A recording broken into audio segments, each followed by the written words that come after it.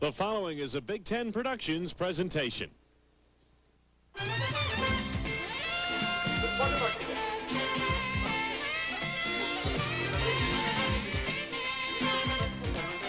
Today from Spartan Stadium in East Lansing, Michigan,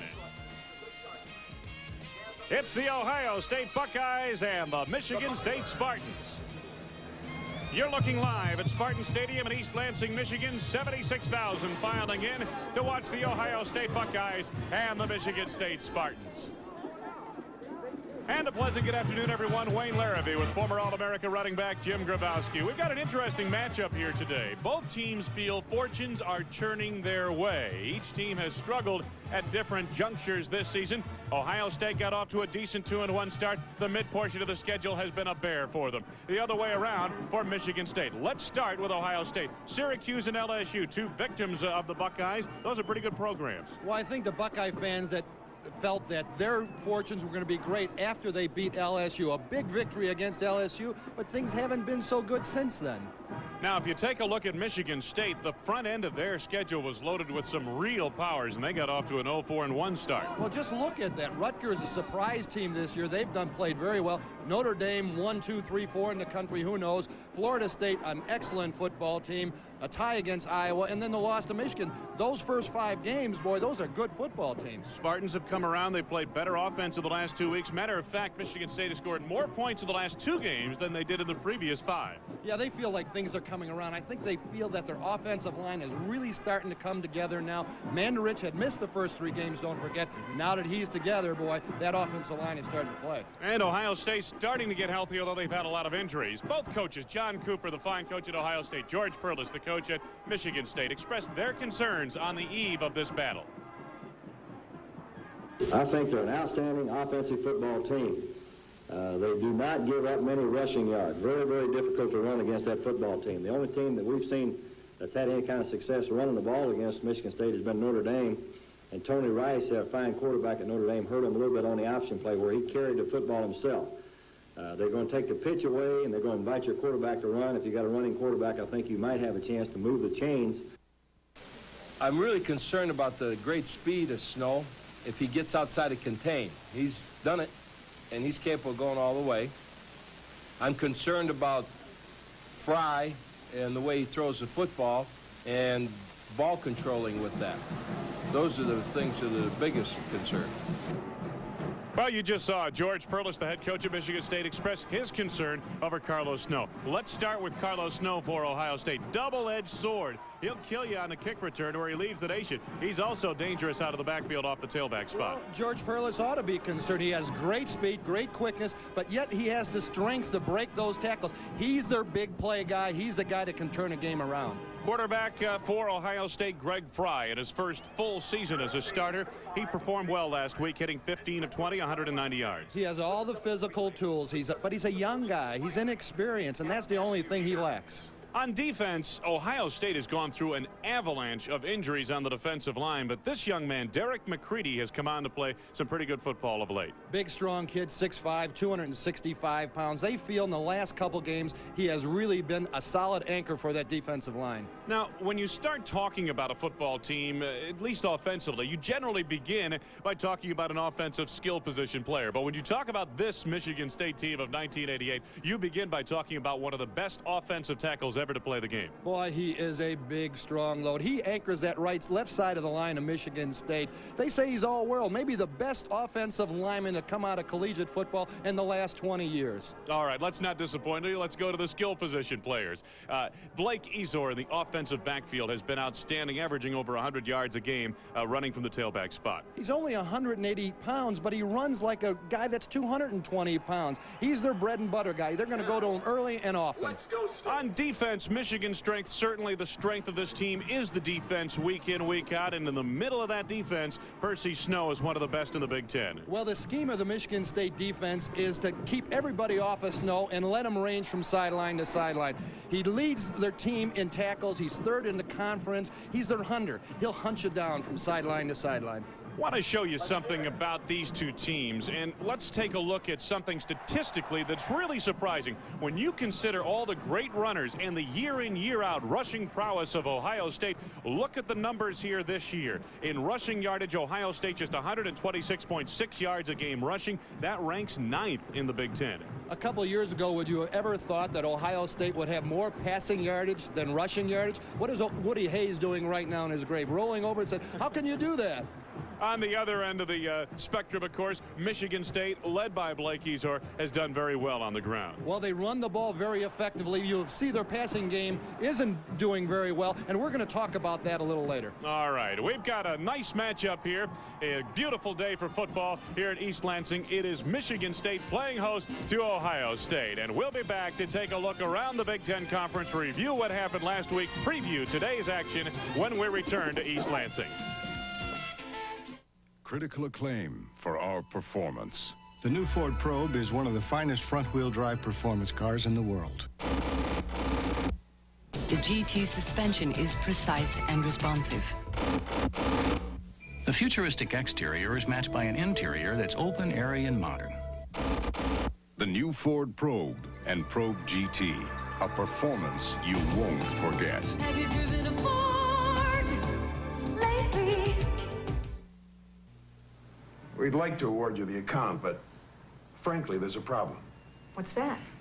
You agreed to keep this assignment confidential.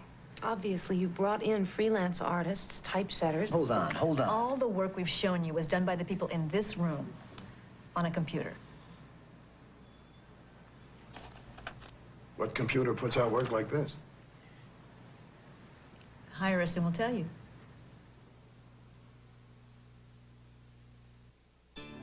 When the John Deere Company needed a voice and data system linking many locations today and many more tomorrow, they needed big thinking. They chose Ameritech, the information company that custom designed a system that could expand services effortlessly, add locations endlessly. A system always geared for growth. Because with communications, like anything else, you reap what you sow. Ameritech. Solutions that work. Today's game is being brought to you by Miller Genuine Draft, cold filtered for real draft taste. By Ameritech, solutions that work.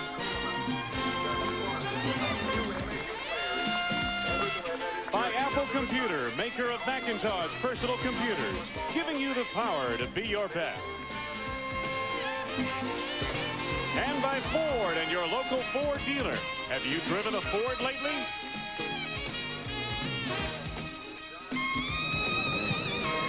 It is a gorgeous day for football in the late fall at Spartan Stadium in East Lansing, home of the Michigan State Spartans, and a sellout crowd filing in. Good afternoon, everyone. I'm Wayne Larrivee with Jim Grabowski. We've got a lot that's going to be happening here at Spartan Stadium today, but let's take a look at what happened last week in the Big Ten Conference. And there you get a look at it. Michigan over Indiana. The Wolverines take control of the Big Ten race. They held a slim 7-6 halftime lead, then scored 17 third-period points while limiting the Hoosiers' top-ranked rushing attack to just 89 yards. A little razzle-dazzle right here. Greg McMurtry threw a 46-yard TD pass to Chris Callaway off the reverse. The fake of the reverse really fooled the Indiana secondary. You see Callaway wide open in the end zone. Big score in that third period for Michigan. Ohio State, the Gophers of Minnesota had a chance to win that ball game, failed to score inside the Buckeye 1-yard line with less than 2 minutes to play. Elsewhere in the Big Ten Conference, Michigan State over Illinois. The Spartans rallied from a 14-0 deficit. We're going to get a look at one of the players we'll see a lot of today. We've already talked about him, Blake Ezor, number 26. He's their bread and butter guy for the Spartans. When you need the yardage, they go to Ezor. Ezor rushed for 113 yards in that game. First win of the season for the Wildcats of Northwestern. Byron Sanders a big day with 181 yards and 2 touchdowns. Iowa defeated Purdue 31-7. They broke open a tight ball game with 3 second-half touchdowns, including perhaps the catch of the week in the nation. Watch this. And it was a great catch. This is Hartlieb to Devin Harberts. Now watch this reception right here. One-handed right at the goal line, reaches over.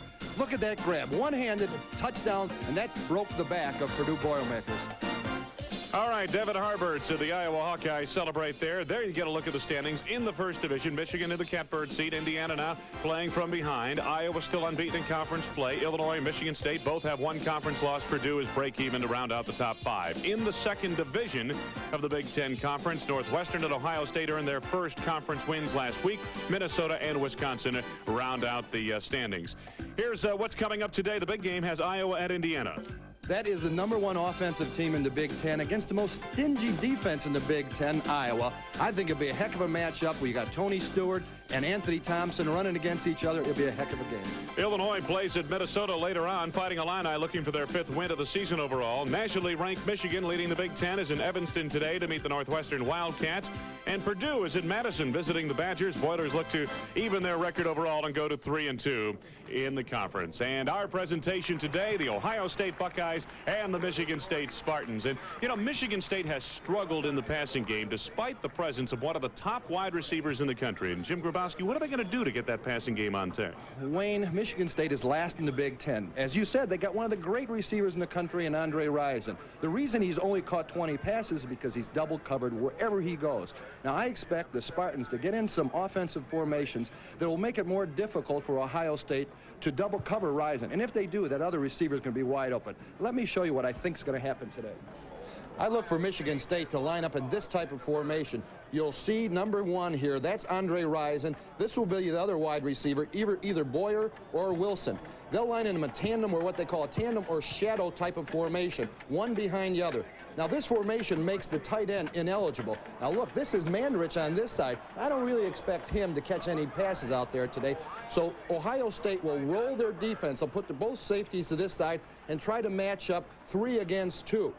What Michigan State's idea is that with these two guys coming down the field, one will get lost. Now, they scored a touchdown against Illinois last week by this type of pattern right here. Andre Rison came down the field on a post pattern into the inside. Both safeties came with Rison. This left Wilson wide open in the end zone here. Now, if Ohio State rolls everything over this side, look for Michigan State to counter by putting their fullback right up here, taking the quarterback McAllister and just rolling them out on a planned run. Let's see if it happens today. Now, here are the keys to today's game. The Miller musts. Wayne, for Ohio State, they must have tight coverage on Andre Rison. He's the game breaker. If they let him loose, it's all over. And they must force turnovers. Ohio State is last in the league in that category. If they expect to win, they have to get turnovers. And they must have patience on offense. Michigan State does not give you anything deep, so Ohio State has to throw underneath and be very patient in their offensive scheme. For Michigan State, they must contain Carlos Snow. He's Ohio State's game breaker. He has an average of 32 yards on kickoff returns. He can run the long one from the line of scrimmage. And they must pressure Greg Fry. He's a young, inexperienced quarterback. He can be rattled if you put pressure on him. And they must control the line of scrimmage.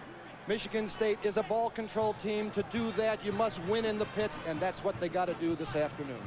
All right, Jim Grabowski, it is a beautiful day for football, and temperature a bit touchy on the cool side. It's an overcoat type day, but skies are sunny. Winds out of the northeast at 5 to 10 miles per hour. Flurries expected late in the day here in the East Lansing area. And here is the series record between these two schools. Ohio State has dominated. Michigan State won last year. Ohio State won the toss and decided to defer their decision. Michigan State, in turn, elected to receive the opening kickoff from Ohio State. Pat Morrow getting set to start the festivities here today. He is a junior out of Radford, Virginia. One of the better kickers in the country. He's kicked a Big Ten high 13 field goals. Pat Morrow. John Cooper on the sidelines in his first year at Ohio State. It's been a tough season thus far. He's had a lot of injuries and some defections and some problems in that area. But for the most part, let me tell you, that guy's going to get it done. He has won wherever he's been. Twin safeties back deep for Michigan State.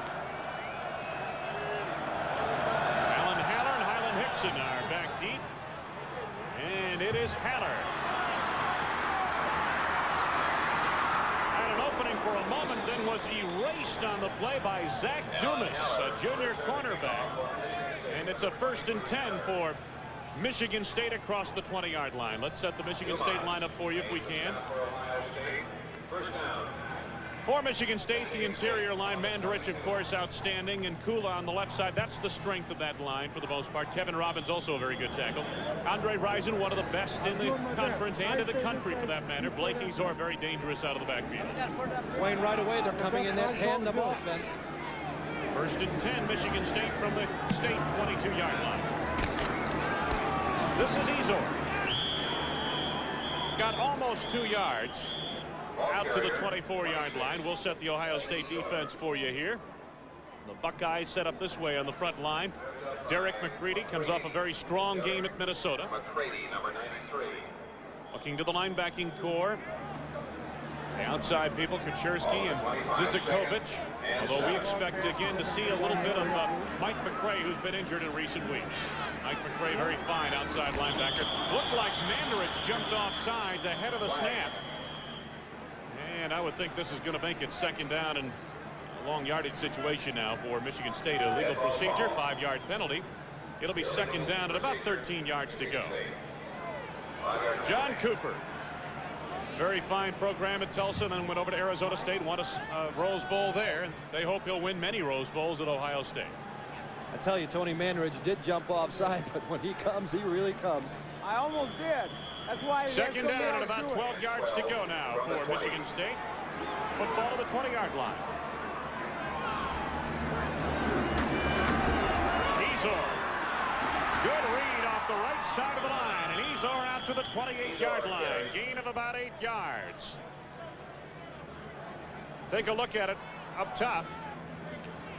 Well, we're going to see Ezor start left. Sees the hole back to the right side. Good read right away. Sees an opening right there. Shoots through. You show his quickness right there. He sees a hole. He makes the best of it. 3rd down coming up for Michigan State. 3rd and about 4. 2 wide receivers out to the bottom of your screen. Wilson and Rison.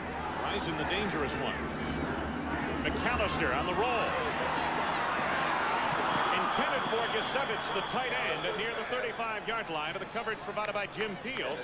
Sreko Zizikovich was bearing in on the quarterback, and McAllister had a little bit too much on that ball. Someone got in free from Ohio State. Rush McAllister's throw. Bobby Olive dropping back deep. There's Josh Butlin, the fine punter for Michigan State. Ranks 3rd in the Big Ten, 16th in the nation. Bobby Olive, former walk-on, has done an outstanding job as a kick returner and a wide receiver for Ohio State. Butlin under no pressure. Beautiful spiral. Olive over the shoulder catch, backpedaling to the 22, and he steps out of bounds just across the 25 to the 28-yard line.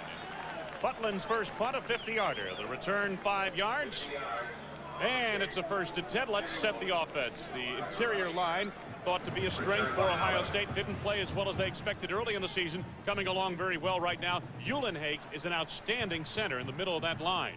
At tight end, Jeff Ellis leads the team with 20 receptions, and we've already talked about Carlos Snow. He is dangerous in the offensive backfield. And Greg Frye, quarterback for Ohio State, had a fine ball game last week at Minnesota. 1st and 10 from the 28-yard line. Frye under some pressure. Wide open is Jeff Ellis for a 1st down. Out near the midfield marker on a 21-yard gain. John Miller made the tackle to the secondary. Oh, an excellent job by Greg Frye, the quarterback. He was under pressure from Chris Sunland, but he found Ellis wide open in that zone. Let's take a look at Frye now. Play action to Snow. Now look at the pressure coming in from 64 Sunland. Nice step move by Frye, and look at wide open Ellis. 1st and 10 from the 49 of Michigan State. Matlock bounced off one defender, angled out of bounds on the far side. Benson Donaldson got it done. Set the defense for you. For Michigan State, strong defensive line. John Buddy is the son of Ed Buddy, former All-Pro guard of the Kansas City Chiefs. Travis Davis has been outstanding on the interior portion of that line. In the linebacking core, Carlos Jenkins is having a fine year. So is Percy Snow, who struggled early in the season but has come on to play very well now. John Miller is an All-Big Ten candidate at the safety position. Second down, about 7. Carlos Snow, short of the first down by about 4 yards to the Michigan State 45-yard line. Snow responded quickly. Percy Snow and Matt Vanderbeek, the left end, junior out of Holland, Michigan, in on the stop. Third down coming up. Wayne, I'll guarantee you that George Pearl is stressed all week. You got to gang tackle Carlos Snow. You got to get around the ball anytime he has it, because if he breaks the tackle, he can go all the way. Mark Hicks now in a tailback for Ohio State on a third down, almost 5 yards to go. This is Fry. Over the middle, intended for Hicks. Pass off the mark. He got some late pass rush pressure and had a little bit too much on the ball. I believe it was Chris Sunland again on the pass rush at the last second. Once again, Chris Sunland into the Ohio State backfield, putting pressure on Greg Fry, forcing that ball to be thrown a little quicker than Fry wanted to.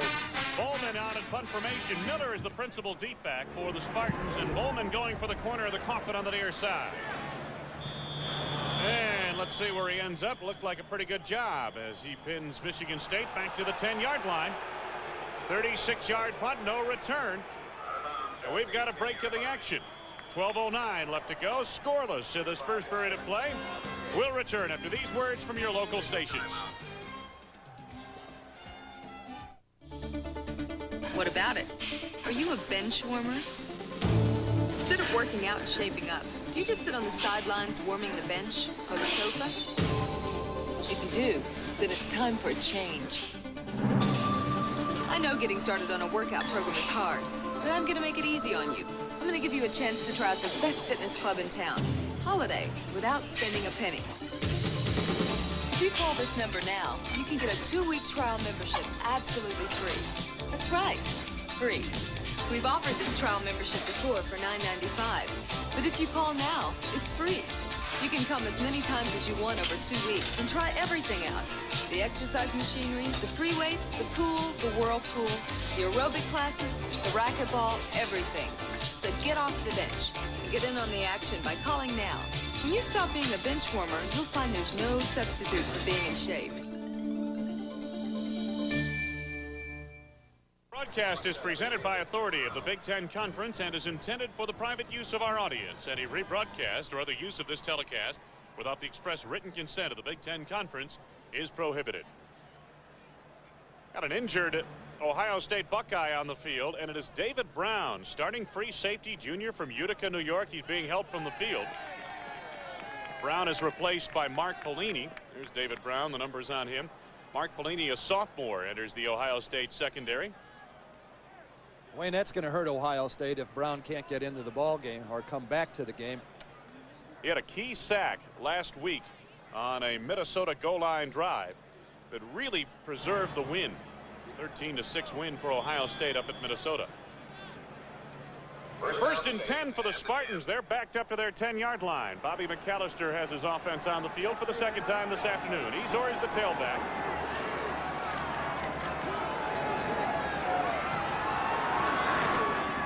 This is Ezor. Good move off the left side of the line. Coughed up the football, but the play had been whistled. Oh, wait a minute. It was not whistled in. Scored a fumble, and Ohio State will take over at the 17-yard line. Wayne, we said that Ohio State must force some turnovers. We'll see it right here. Ezor through the line. Let's see if we can find out who rips the ball loose. That looked like Pellini, who just came into the football game. Pellini, Mark Pellini, forcing the fumble. Let's take another look. There it is, Pellini, 48, ripping the ball loose. Big turnover for Ohio State. And the Buckeyes on the field at the 17-yard line of Michigan State. Carlos Snow. Hit right away by Jason Ridgway. Got maybe 2 yards down to the 15, maybe almost 3 as they spot it just inside the 15-yard line, short of the 14. Well, Michigan State continues to clog up the middle of that defensive line. That's their whole scheme defensively. Just jam up the middle, force you out to the perimeters, and then the safeties come up and make the tackles. Edwards and Graham are the wide receivers for Ohio State. Hicks in the backfield now with Matlock. Fry looks to the air. Edwards is there for the touchdown. Well thrown football by Greg Fry. 14-yard pass play.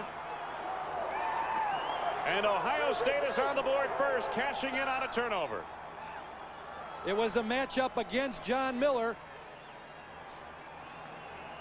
You'll see the tight end go in the flat and the wide receiver right there. Good throw by Greg Fry to Bernard Edwards. You saw the matchup, Wayne. It was Edwards against Miller. Miller is a safety used to those zones that didn't work for Michigan State that time. Pat O'Moro for the point after. He hasn't missed a point after yet this year, and he's now 12 of 12. And the Ohio State Buckeyes take a 7-0 lead. Let's get another look at it. Wayne, this is probably a choice route. What I mean by that is the wide receiver has a choice of inside or outside defending, depending upon how the receiver plays it. This time Miller played it inside. Edwards broke to the outside at 6 points for Ohio State. Celebration on the Buckeye sidelines. They have the early lead. Read any good beer bottles lately? This one tells you that Miller Genuine Draft is the one beer that's cold filtered, not heat pasteurized. So we haven't changed the rich, smooth taste of real draft beer. And you know what's the best thing about reading this bottle? It leads to a very happy ending.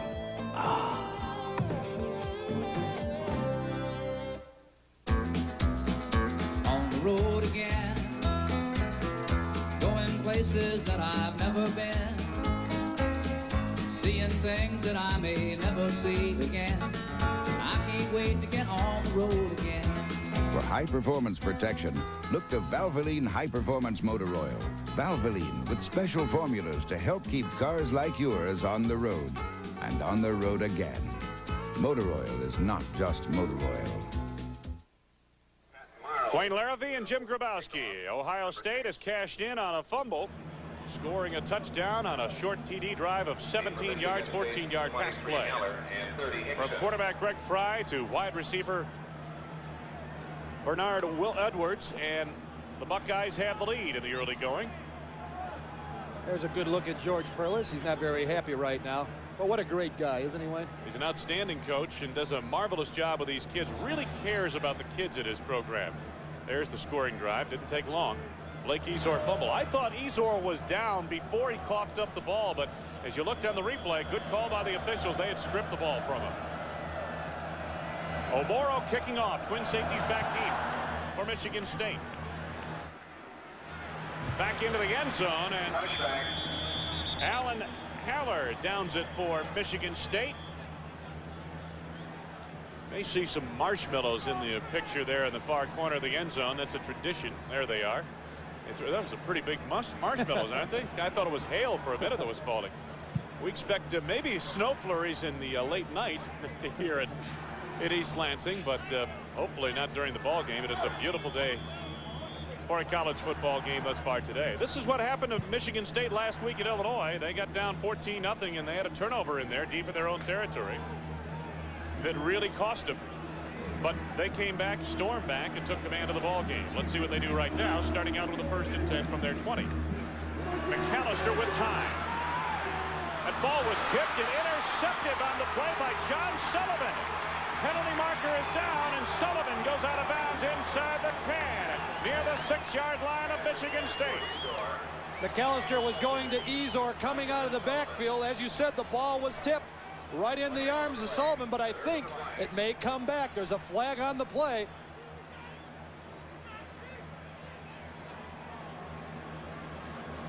Let's wait and see what the call is, but it may come back. It may be against Ohio State. Holding on the defense. Let's take a look at it, Jim. Let's see if we can pick up who knocked it down, who got a piece of it to deflect it. Well, there's McAllister dropping back. Really not a lot of pressure on him at all. Standing tall in that pocket. Now look at the arm of Coleman coming up. Up once, up again. That's it. Number 92, Ken Coleman. But Michigan State really dodged a bullet there. All for naught. Give the Spartans 10 yards and a first down from the 30-yard line off the defensive holding penalty against Ohio State.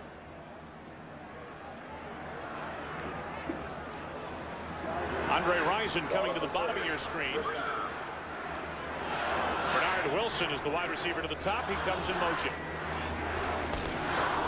Blake Ezor into the middle of the defense, and he shoved back on the play. Got back to the line of scrimmage.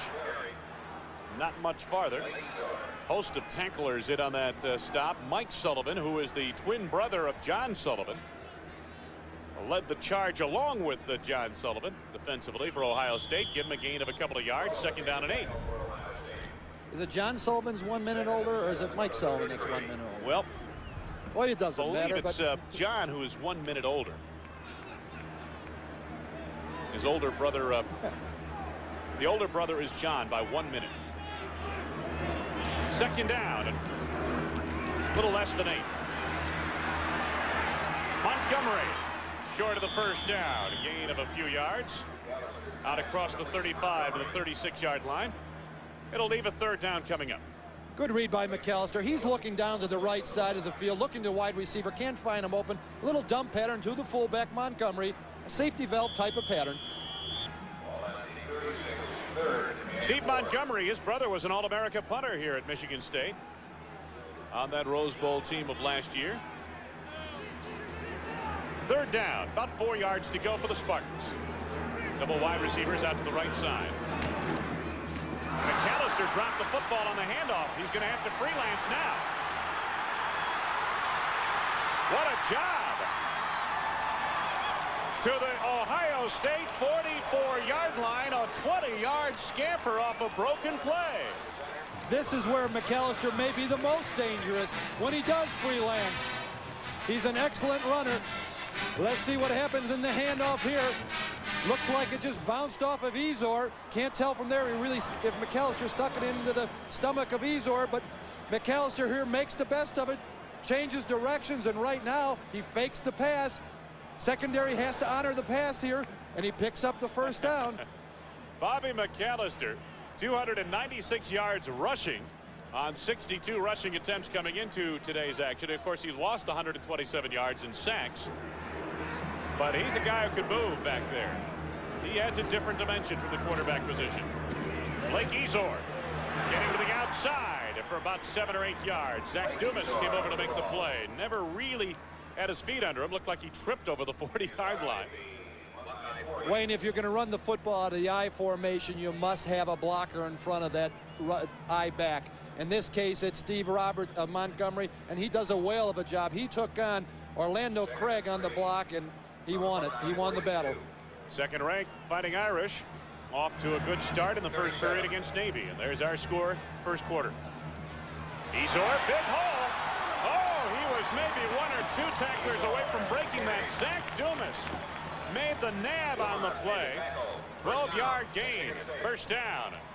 They are really starting to move some people up front, Jim. Now, guess what side that Ezor ran over? This time off to the right. Now cuts back. Right to your right. You can't see him in the screen. Is Tony Mandarich blocking out, making that huge hole. It takes the cornerback Dumas to come in and make the tackle. Ezor 6 carries, 40 yards. First and 10 at the Ohio State 25. Ezor. Over to make the tackle, John Sullivan.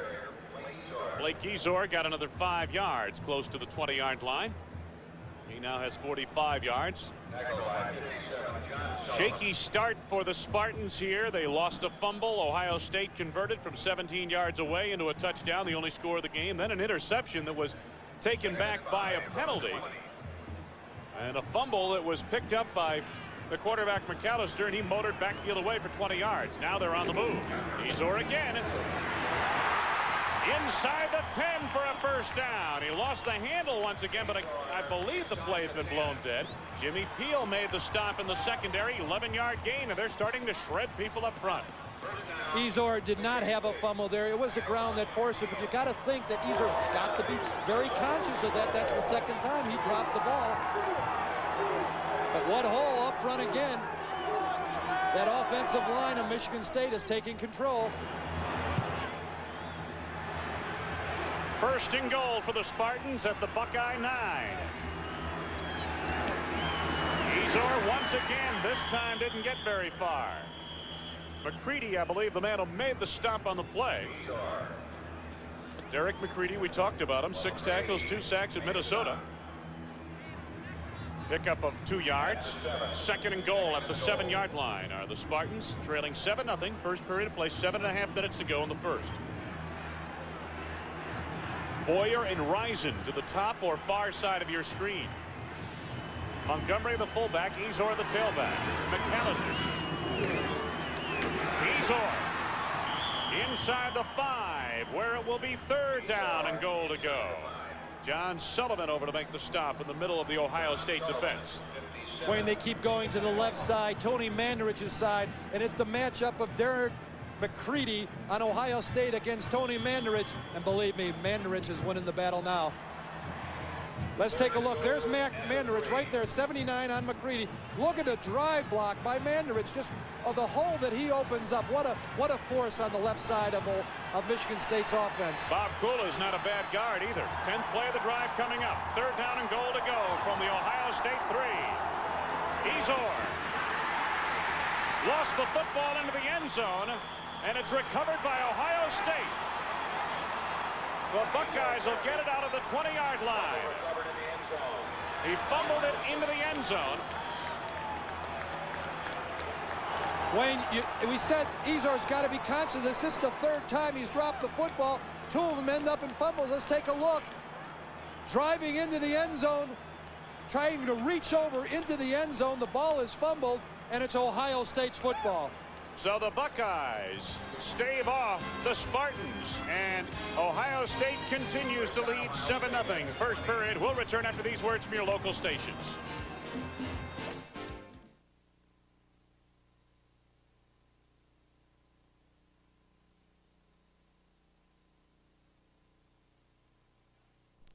Herb Cole knows that education is the key to our future. That our ability to compete in the world marketplace depends on having the best educated workforce in the world. That our security depends on better schools, not just better missiles. And he doesn't just talk about education. Herb Cole set forth a real plan to do something about it. First, priorities. Cut Pentagon spending by 10% and use part of the savings for aid to education from preschool to graduate school. Second, early childhood education. Strengthen Head Start programs so children start school ready to learn. Third, prepare for the future. More emphasis on math and science in high school. Fourth, teachers. Incentives and higher pay to attract the top graduates to education and keep the best teachers in our classrooms. Fifth, opportunity. More funds for student loans so middle class and poor students can go to college. Herb Cole, nobody's senator but yours. Line off the fumble recovery in the end zone. Buckeyes leading with 6:33 to go. First period of play. Greg Fry at the controls. Carlos Snow. Penalty marker is down, and Snow got back to the 20, not much farther. Miller covered beautifully from the safety position. The man who strung it out was Carlos Jenkins. Penalty marker down, as we said. Holding the call against Ohio State. Virtually no gain on the play. Wayne, Michigan State does such an excellent job of going to the football. It looks like a hole's there, and they react so well to the ball, closing down those holes. John Nealon heads up the fine crew of Big Ten officials on hand for today's game. Holding on the offense, 10-yard foul, still first down. One big reason why Ohio State leads it 7-0. Turnover on the 7-yard line of Michigan State. They cashed in for a touchdown. And then a turnover, a fumble into the end zone, recovered by Ohio State. And that staved off a Michigan State drive to the doorstep. Now it's 1st and 20 for the Buckeyes off the holding penalty. Snow and Matlock are behind quarterback Greg Fry. Hewlin Higg is the all Big Ten center. Carlos Snow. Beautiful move made by Chris Sunland, who has spent the better part of the first period in the offensive backfield of the Buckeyes. No doubt about it, Wayne. That is the 3rd time that we've seen him in the offensive backfield of Ohio State. He's been a big player for him today. Second down, loss of 1, 11 yards to go. Sunland came into the game with 6 tackles for losses. Buckeyes on a second down and 21 yards to go. Snow has some room.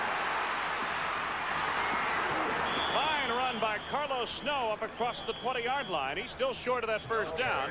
Matt Vanderbeek chased him down for Michigan State. And also penned in the play was Derek Reed.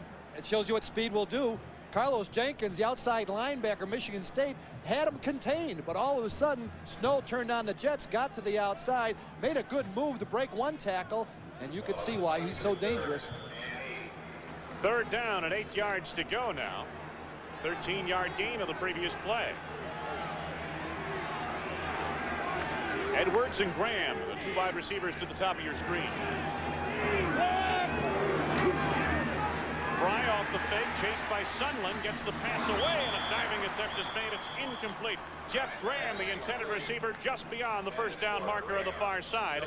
John Miller, the coverage in the Michigan State defense. Well, Ohio State had Graham open, but again, Fry under pressure by guess who? Chris Sunland. Back on to do the punting. Jeff Bowman for Ohio State. Averages about 40 yards per pop. 35.4 yard net and a high snap. It's a nice kick away. This is Miller, has sure hands but drops it. Miller angles it out to the 35, maybe the 36-yard line.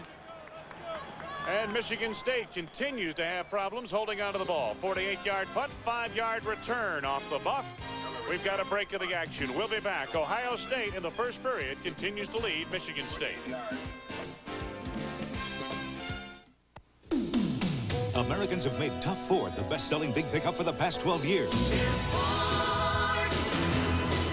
It's America. It's Ford. It's America's truck. It's Ford. It's America. It's Ford. It's America's truck. Ford, the best-built American trucks, 8 years running. Built Ford Tough.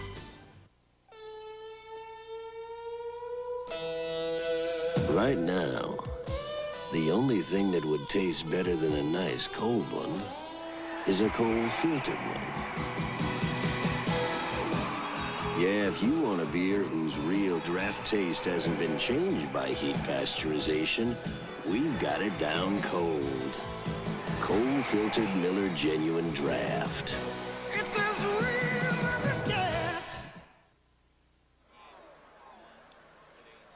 Wayne Larrivee and Jim Grabowski. We're at Spartan Stadium in East Lansing, Michigan. 4:32 left to go in this first period of play. Ohio State leading 7-0. And well, I tell you, Michigan State's got to be concerned. They've had trouble holding on to the ball, haven't they? Boy, they certainly have.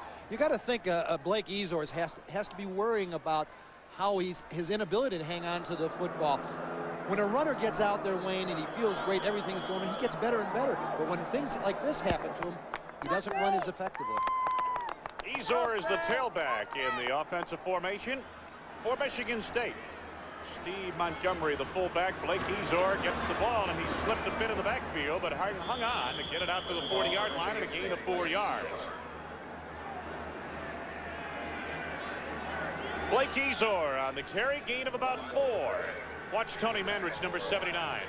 Oh, he just drives out, almost out of the picture here. Just stays in his face.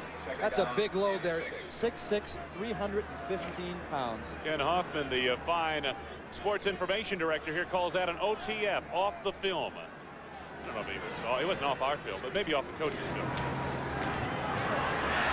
the outside, Highland Hickson has good speed for a first down into Ohio State territory to the 48-yard line. Pelini made the stop, 13-yard gain. Highland Hickson, young sophomore, out of Fort Lauderdale, Florida. Dillard High School, attended the same high school that brought forth Lorenzo White. Good cutback move this time by Hickson.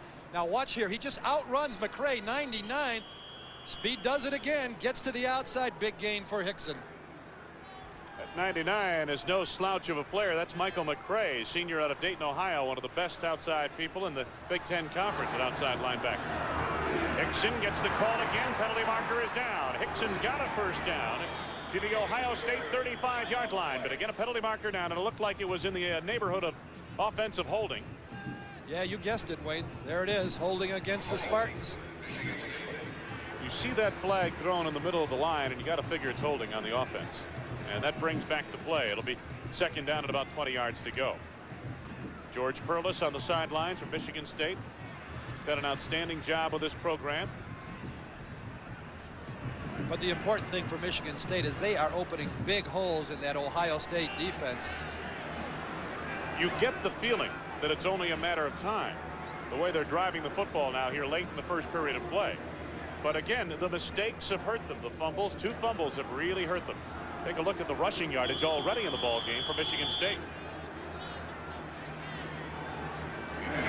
There's the play selection, though. There's a big difference there. Only 2 passes and 14 runs for Michigan State.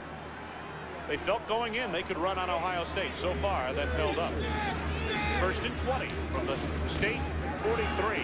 McAllister got a man wide open. Willie Boyer for a first down at the Buckeye 33-yard line. 25-yard pass play. Wayne, the reception was made by Boyer, but you got to credit Andre Rison. You'll see him on the outside. Boyer is in the inside guy. Boyer takes it outside. Rison goes in on a post pattern. He takes the secondary guys with him, and you'll see Boyer wide open along the sidelines. Well, I'd say it's just a matter of catching the ball at that point when you're that wide open. First and 10 now for the 33. Highland Hickson with a good move to the outside. Clark nabs him inside the 20. Forces him out of bounds at the 17. Another Spartan first down on a 15-yard gallop. He's an exciting runner, Wayne. He looks at a hole that's clogged up inside. He takes it out to the outside. Good ability to read the field. You know, great runners have great peripheral vision. Oh, you had some peripheral vision. You still do, don't you? I can see everything from sideline to sideline. You don't miss much even today. It's just the knees went on you, that's all. First and 10 now. 17-yard line of Ohio State for Michigan State. Highland Hickson on a hole off the right side of the line this time. Wrapped up on the interior portion of the line by Brian Benio, the inside linebacker for Ohio State, and it'll be a second down coming up for Michigan State. Well, we talked about Mandarich, but there's no slouches on the right side. That time Vince Tata and Kevin Robbins opening up the holes. Strong offensive line for Michigan State, and like we said, for the first 3 games of the year, they missed Tony Mandarich on the left side of that line. 6th play of the drive coming up. Hickson's had the hot hand. To the 9-yard line, he's short of the first down. Ken Coleman came over from the defensive tackle position to make the stop for Ohio State. Michigan State has been able to control the ball game on the ground, although they trail 7-0 because they've been unable to hold on to the ball at crucial junctures. Here comes Highland Hickson. Good work by that sophomore out of Fort Lauderdale. Had 106 yards rushing against Northwestern. Sat out last year due to Proposition 48. Ezor the tailback on a 3rd down. About 2.5. Blake Ezor's got the first down to the 5-yard line. First and goal for George Perles and company. Wayne, I think it really shows some confidence in Blake Ezor. He's had his problems, but they put him back in the ball game on this 3rd down crucial situation. Look at the block once again. Out in front, Kasevich, the tight end. Good block by Mandarich. Now, a lot of Buckeyes are in good pursuit, but not in time to prevent Ezor from getting that first down. Andre Rison is the man shaken up on the play. He may have gotten trampled in that wave. Rison, the All-American caliber wide receiver for Michigan State. You know, they have not gotten the passing game on track, and obviously here today you see the plan is to run the football against Ohio State. This young man is going to be a first-round draft choice in the National Football League. Many people believe that. Yeah, we've talked to several coaches about that, and they feel that he may be one of the best in the country, if not the best. But you don't tell by his statistics. As we said, he's only caught 20 passes coming in this football game, but you know he's caught 5 touchdown passes. 1 out of every 4 times he gets the ball, he scores. And this would be a real crucial injury for Michigan State if he can't come back into the football game. You know, as I said, he only caught 20 passes, but he is such a threat that you have to double cover him. Now, if he's not in the ball game, maybe Ohio State will not go into double coverage on the flanker or split end position, and that will balance out their defense much more.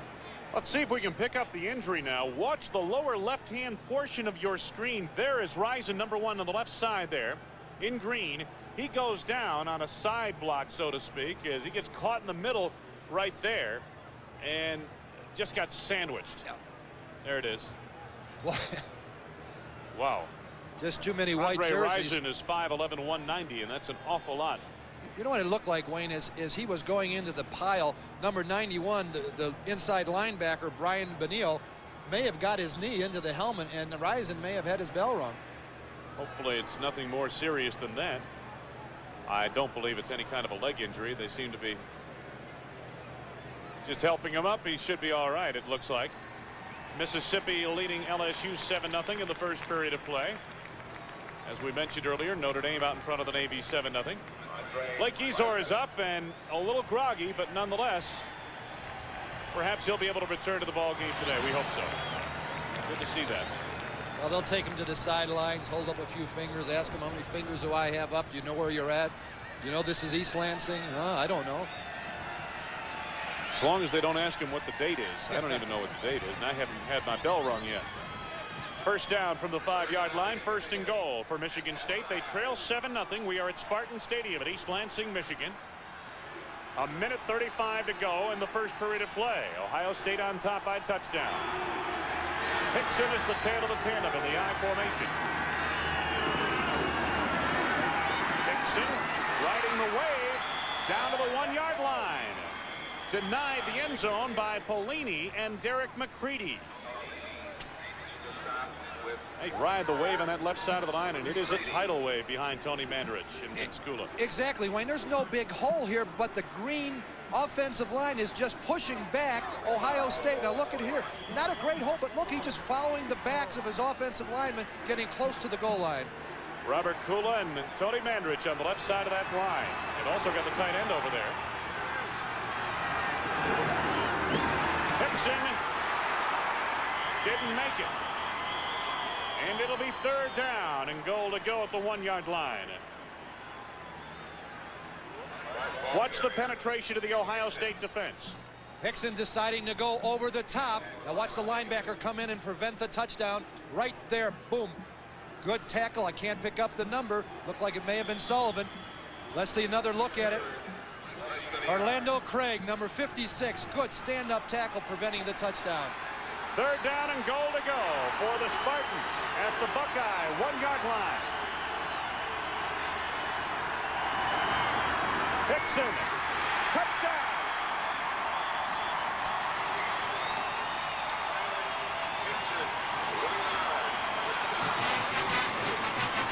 Only fitting that the sophomore from Fort Lauderdale would get the touchdown. He carried the mail on the drive.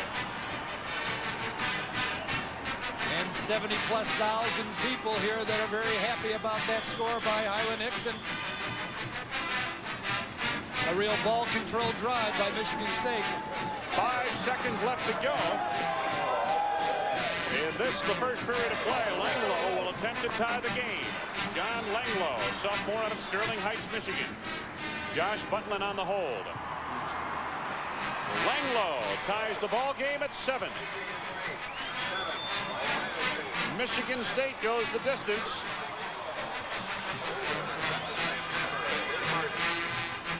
Let's take a look at the scoring play once again. We're going to get a view of what Hyland Hickson sees. Those green jerseys starting out in front of him. There's Sullivan coming in, getting penetration, but can't make the tackle. Now Hickson just rides the shoulders of the right side of the offensive line.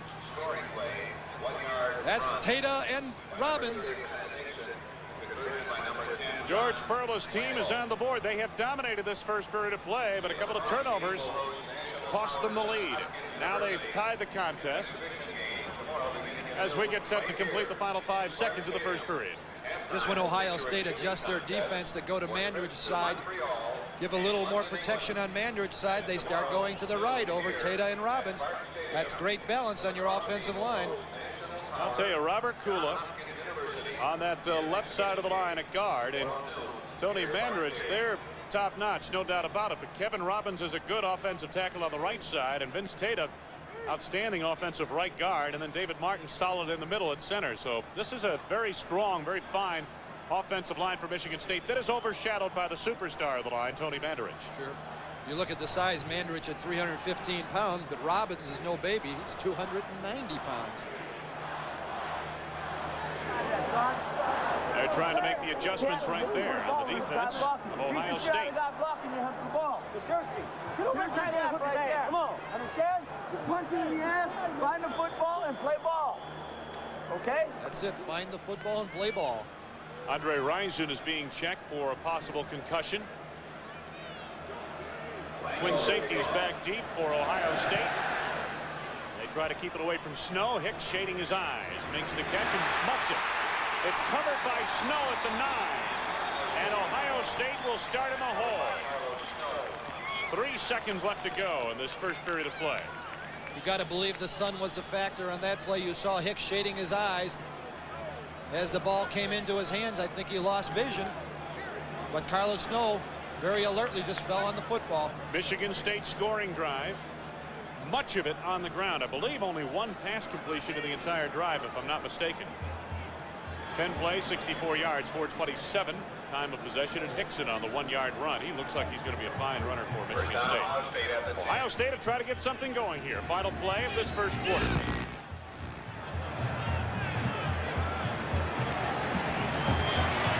Graham to the outside, and Jeff Graham, the burly fullback, got maybe 4 or 5 yards out to the 14-yard line.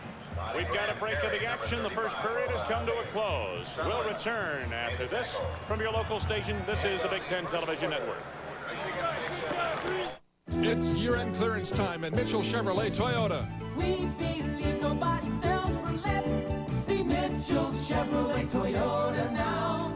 Choose the Chevrolet car or truck of your dreams and receive up to $750 cash back, or save up to $1,000 on the value option packages for most Toyota cars and trucks. The year-end clearance and the cash back incentives won't last, so come to Monroe now, where the selection is outstanding. See Mitchell's Chevrolet Toyota now. It's time to find the perfect gift that will last for years. Lazy Boy chairs from $199. Buy now and get free layaway till Christmas. Lazy Boy Showcase Shops, dial 1-800-678-BOYS. The $1 Million Drawing, Saturday at 6:30.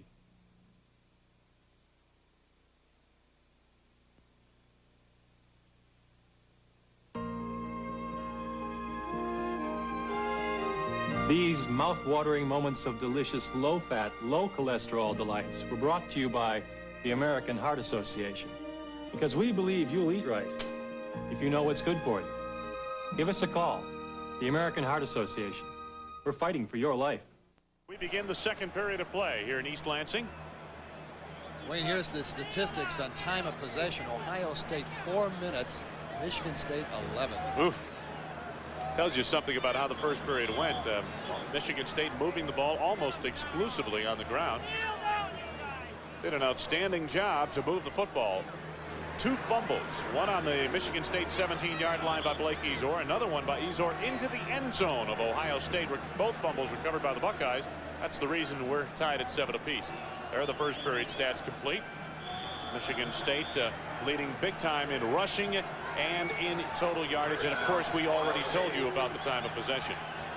Michigan State 21 running plays, 3 passing plays. Greg Fry under pressure gets it away for a completion close to the first down to the big fullback Scotty Graham. They feel he'll be an excellent fullback before his career is done. He's just a freshman out of Long Beach, New York. A good target out there. He made the catch. First down should be on a gain of 10. Good decision by Fry. He looked like he wanted to go deep, pulled the ball down, threw it underneath the linebackers.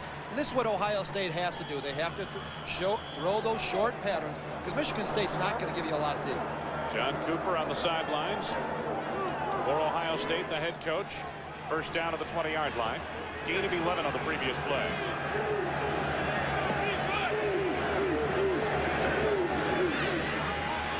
Hicks to the outside. Mark Hicks running hard out close to a first down near the 30-yard line. Carlos Jenkins, the strong side linebacker, made the tackle. And we get word from the Michigan State bench that wide receiver Andre Rison will return for the Spartans. He's okay, and that certainly is good news. There is a good look at Mark Hicks, Jr. from Davie, California. Transfer from Cal Berkeley, was the Pac-10 Freshman of the Year a few seasons ago. Second down, short yardage.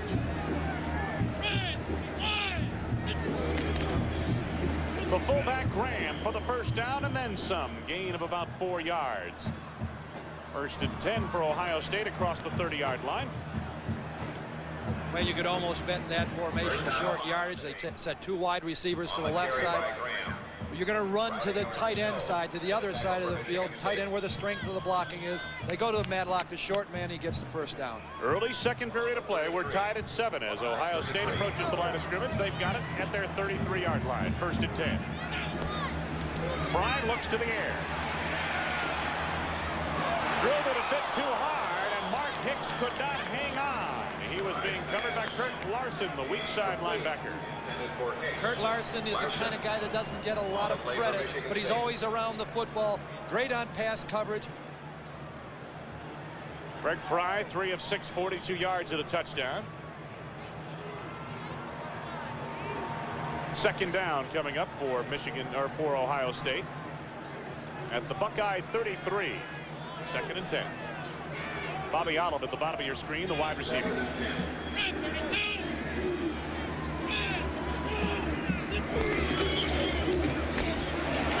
Hicks ran into a wall.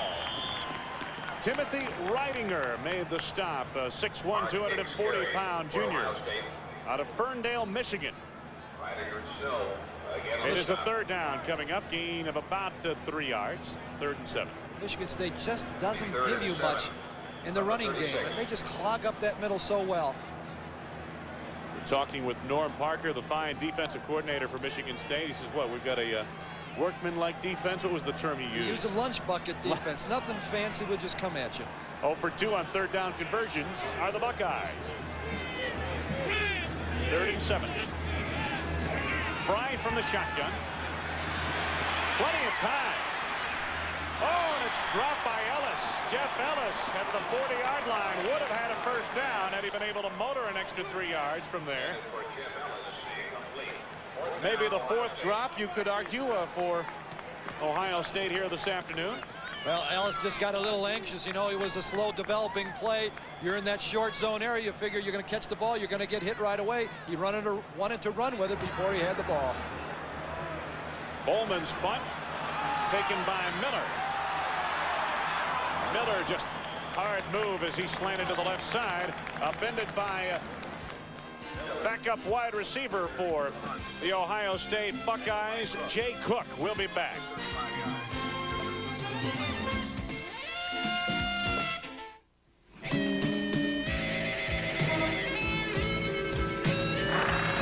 Right now, the only thing that would taste better than a nice cold one is a cold filtered one.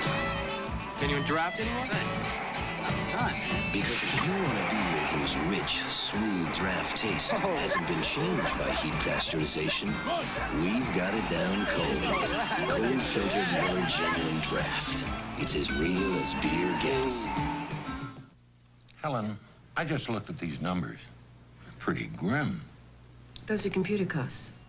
Didn't we pay for those systems last quarter? We did, but those are training costs. Well, let me get this straight. We're spending more on training than we did on the computers? Boston doesn't show these costs. They use a different system. So? Apparently with their computers, the people can train themselves. Stay tuned to the second half of today's game for the announcement of the Valvoline Big Ten High Performance Player of the Week. Valvoline will be donating $1,000 to the general scholarship funds of the Big Ten universities. The Valvoline Big Ten High Performance Player of the Week. First and 10, Michigan State from the Spartan 42-yard line. There are the drop passes. Well, we really got to change that. Michigan State 4. It Ohio should be State Michigan 1. State 4 on a, yeah. First down, Michigan State. Spartan 41. First and 10. Highland Hickson. Oh, he's having a fine afternoon already in the early going. I love it. In your face, Hickson says, as Dumas came up to make the tackle. Hickson stands up to him and says, yeah, but I got some yardage. I believe that drop passes graphic should read Ohio State 4, Michigan State none, correct? Second down coming up, about 5 yards to go. Ohio State on defense and Michigan State from the 47 in Spartan territory. We're tied at 7, early second period. Hickson, the tail of the tandem. He gets it again. Bursts up the middle into Buckeye territory for a first down to the 44-yard line. Sullivan made the stop on the play. Ohio State playing awfully soft on their front 7. The dominance of the Michigan State offensive line is so apparent. Ohio State has struggled defensively through much of this season, Jim Grabowski. They've lost a lot of people, as we mentioned, up front on that line. Showalter, their best defensive lineman, went out early.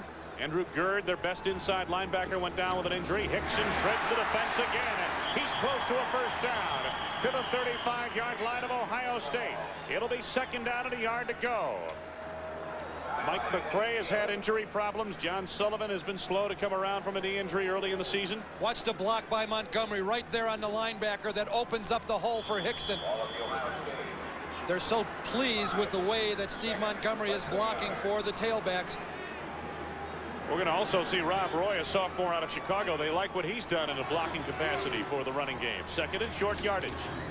Montgomery, the fullback, gets the call for a first down on a gain of about 5 yards to the 31-yard line. Sure, they say, Montgomery, you've done such a good job blocking. We're going to give you the football, and he gets the first down. Patrick Rogan on the stop for Ohio State, and Michigan State continues to move the ball with authority on the ground. 7 apiece, we're tied. 11:34 to go in this first half of play. And John Cooper, they've got to make some adjustments on that sideline. Andre Rison now in the ball game. And they've been trying. We watched an Ohio State sideline huddle a few moments ago.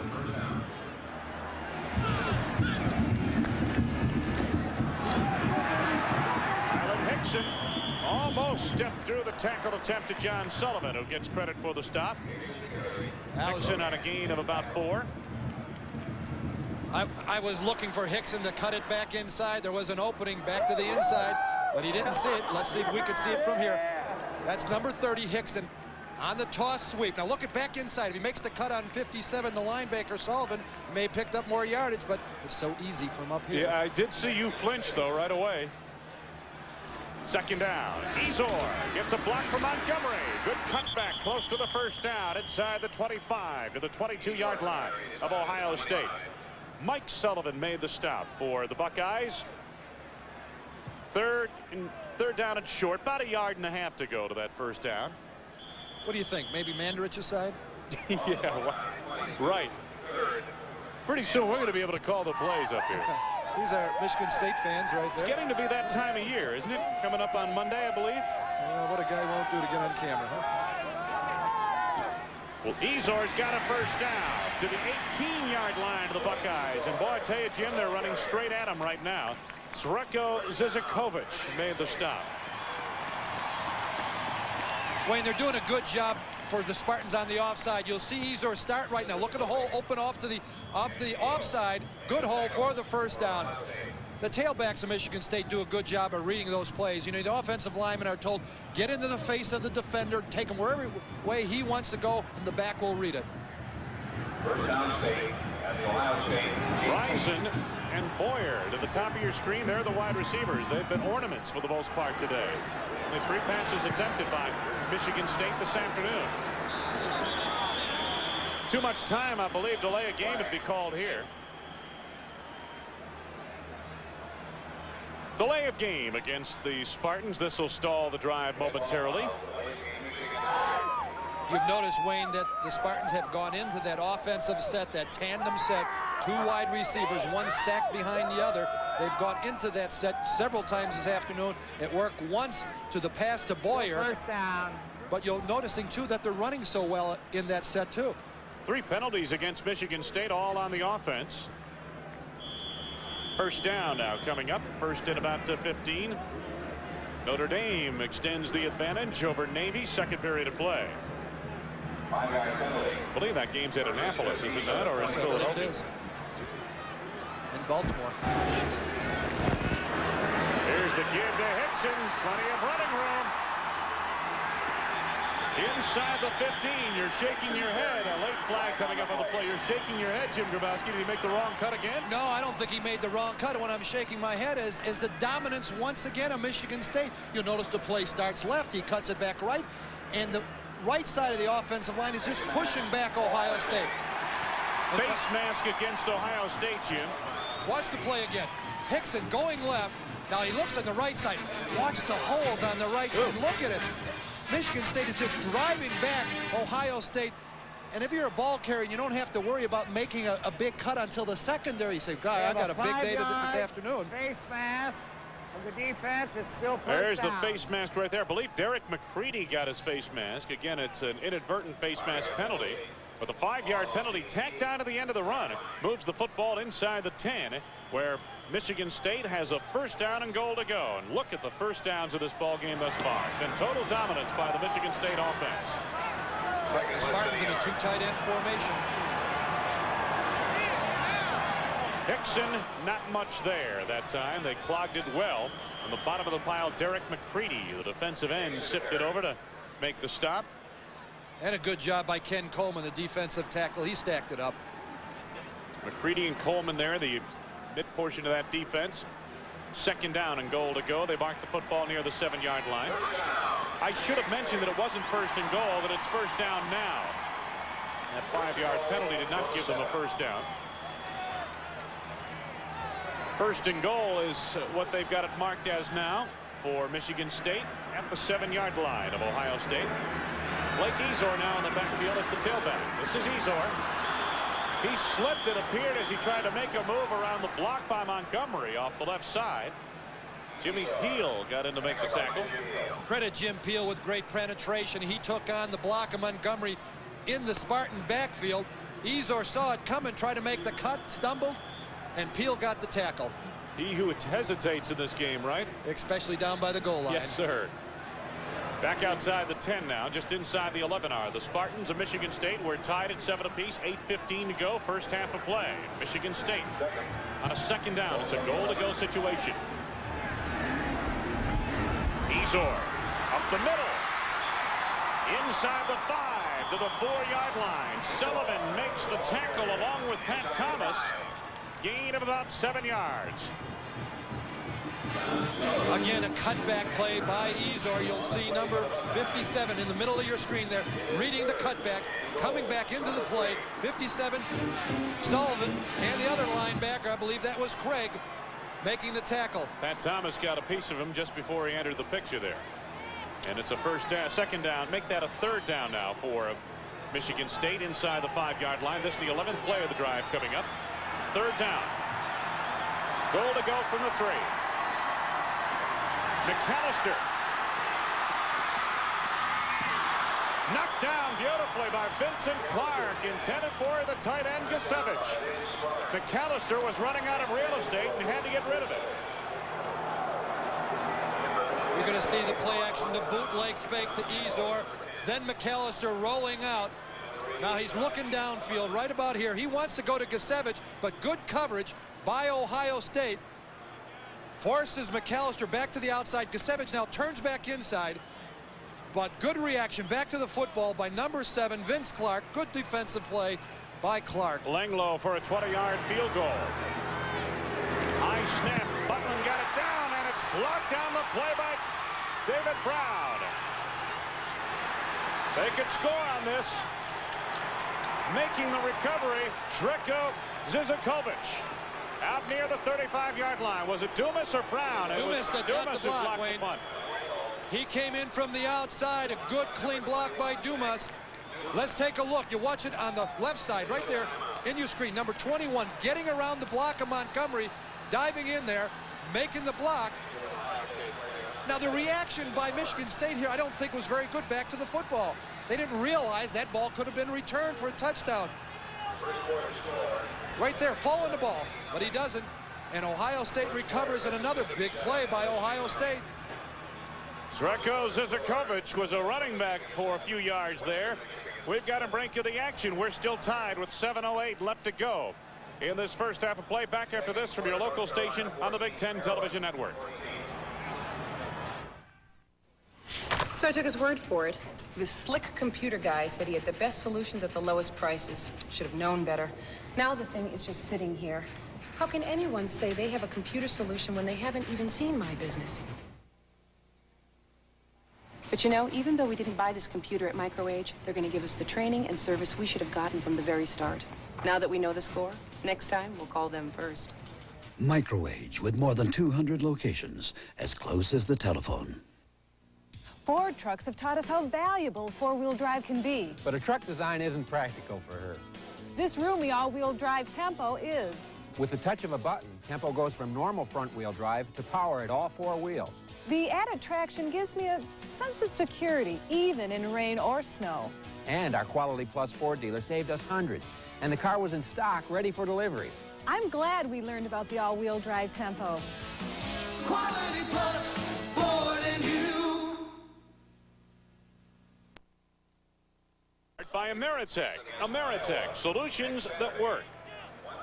Zach Brown on the block of the field goal try by John Langloh staves off another Michigan State drive to the Ohio State doorstep. And we remain tied at 7 apiece, 7:08 left to go. First half of play. Greg Fry at quarterback for Ohio State out of the 34. Fry on the roll. Hit by Jenkins.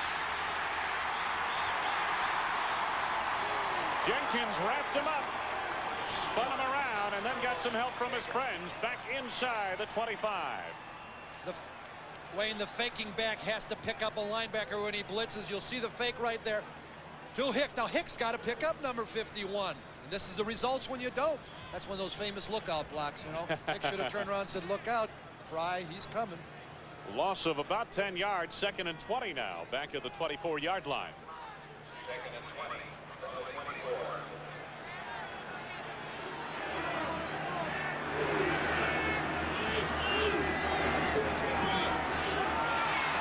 Hicks got the call up the middle. They're not going to pick up that first down on 2nd and 20 that way. Mid portion of that defense rose to the occasion for Michigan State. In the middle there, of course, Travis Davis and Percy Snow, extremely difficult to run on. That Michigan State defense. Well, the Spartan defense loves it when they get you in a minus yardage on first down situation. Then they can come, and that secondary has the opportunities to pick off a pass. 3rd and 16, shotgun formation time.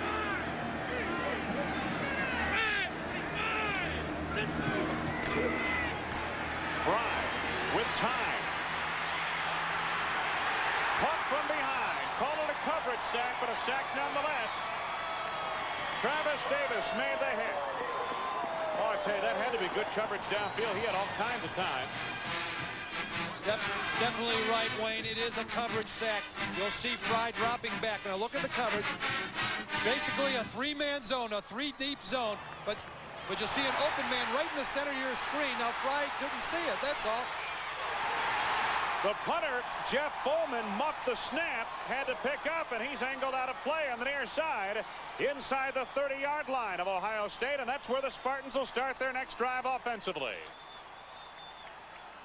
Well, for Ohio State, the worst thing happened. You did not get the punt off, and Michigan State has great field position. And they start at the 25-yard line of Ohio State. 5:10 left to go in the first half. It's been dominated by Michigan State, but mistakes have cost them scores. Texas Tech leading Texas in the first period of play. Mississippi in front of LSU. Right here, 7 apiece, we're tied. Highland, Hickson. Hickson, good tough move off the left flank, and he's angled out of bounds by Zach Dumas. Near the 20-yard line. Gain of 4 as they mark it to the 21. Couple good defensive plays. Number 1 by 46, Jim Peel, forcing Hickson to the outside. And then from the free safety spot, Mark Polini came all the way across the field to make the first hit. 2nd and 6 upcoming for Michigan State at the Ohio State 21-yard line. Andre Rison to the bottom of your screen, dangerous wide receiver. Everybody else is tight. McAllister to Hickson, hurdles the middle. Short of the first down to about the 17-yard line. When you make a hurdle over the middle of the line of scrimmage, you can expect to get nailed. And you'll see Hickson this time, number 30, going over those blocks in the middle, and watch the whack right here. Boom. No further. Hickson is going no further. Third down, about 3 yards to go.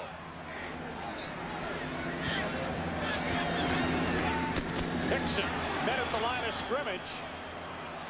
I did not believe he got the first down. That Ohio State defense has toughened up a bit. Hickson is short of the first down. Well, Ohio State needs to get penetration, and you'll see it right here. That's number 95 coming across the line of scrimmage. That's John Kaczorski making the tackle. Kaczorski with the penetration, no gain. It is a 4th down and 3, and they bring the field goal unit on once again. I'll tell you what, you're right. They do let some strange people in these games, don't they? Good-looking guy there, huh? Well, of course, it's that time of year. Halloween coming up after later on this weekend. 35-yard field goal attempt. Langlow gets this one into the air and through the uprights. Michigan State takes the lead with 3:41 to go. First half of play. Break in the action. A reason for celebration here at East Lansing as Michigan State moves on top for the first time today. Mark and Brian rocking LA.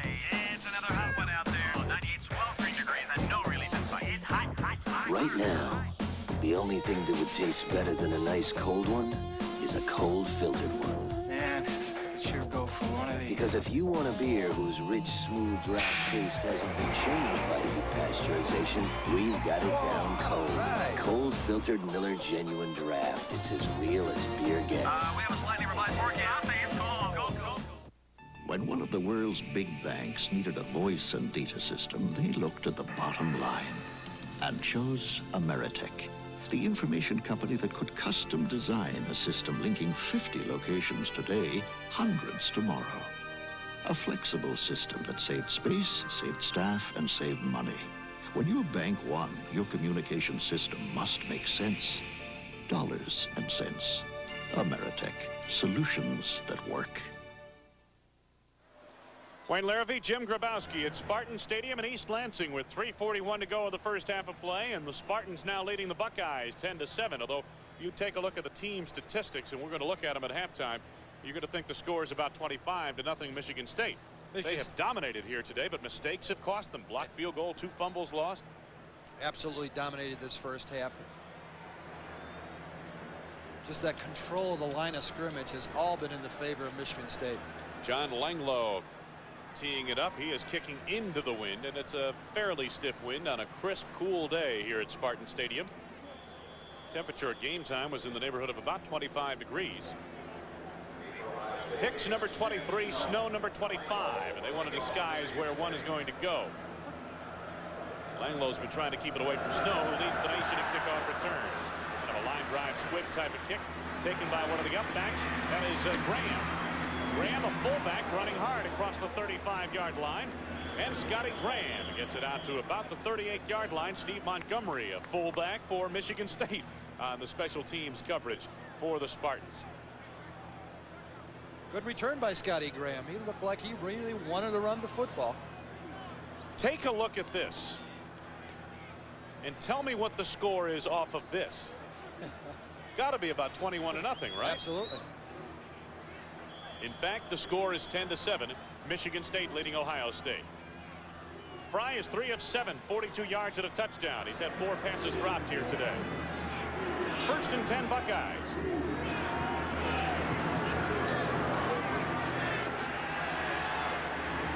Oh, got a man wide open. Graham in the middle of the defense. Jeff Graham on the reception to the 43-yard line of Michigan State. 19-yard gain.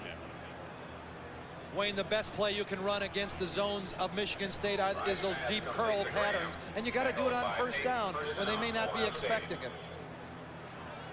1st and 10 for the Ohio State Buckeyes, who try to get something going here in the final 3:20 of this first half of play.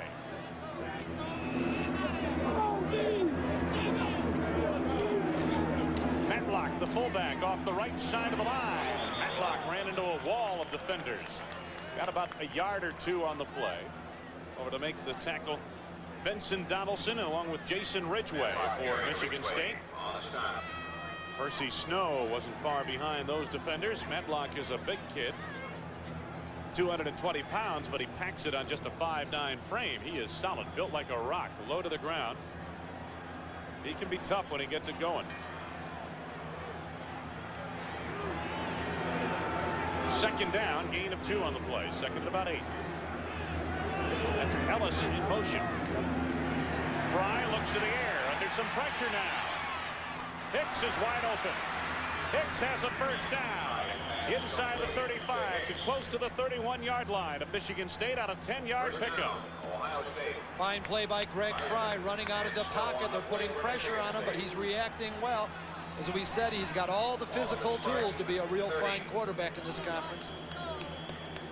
Coming up on 2 minutes left to be played in the first half. Michigan State leading by 3, and that man trying to change things in a hurry. Greg Fry has his offense on the move. 5 of 9, 71 yards and a touchdown here today. First down just outside the Michigan State 30-yard line. 2-minute timeout taken here with 2:08 to go as Fry heads over to the sidelines to visit with John Cooper and company. We'll return after these words from your local stations.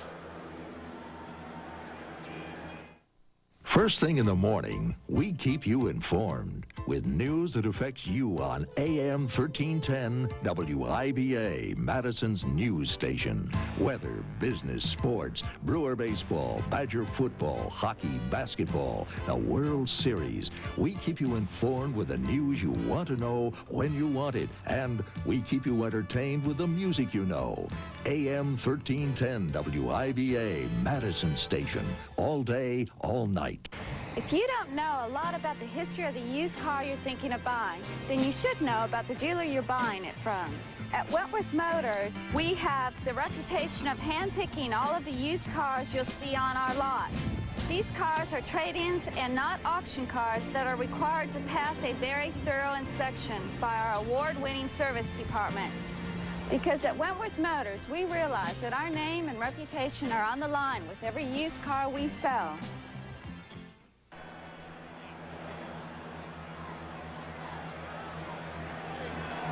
Travel arranged through the new NFL Citibank Visa card. Now carry the card of your favorite team and earn free NFL gear just for using it. Call 1-800-NFL-VISA today. Wayne Larrivee, Jim Grabowski. We're in East Lansing, the home of the Spartans. That's George Perlis, the headset on. They are resetting the clock here. We've got a hold up as Ohio State completes their timeout in their conference on the far sidelines. 10-7. There is the. We don't have that much time left. They're trying to reset it. A little over 2 minutes, I believe, left to be played. And are they going to settle on 2:12? Apparently they are. Michigan State leading Ohio State.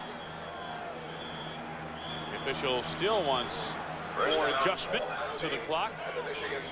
Wayne, plenty of time for Ohio State to possibly take the lead. We talked about the dominance of Michigan State in this first half, but yet Ohio State is in position right now to go ahead in this ballgame. Michigan State on a 1st and 10 just outside the Spartan 30-yard line.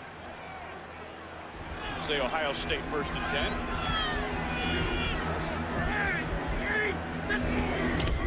Fry to Hicks.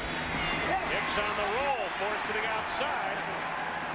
And to cut it back inside, Jenkins and Reed on the stop. Reed actually forced it back inside. If you want to see how you string out a sweep, this is how you do it. Watch Michigan State stringing everything out, forcing Hicks wide, and now Snow. Look at number 48. He ranges from sideline to sideline. He follows the runner all the way around, gets in on the tackle, and that's why he's a Big Ten candidate. All Big Ten candidate, I should say. Second down, about 8 yards to go for Ohio State. Bobby Olive to the near side, or bottom of your screen.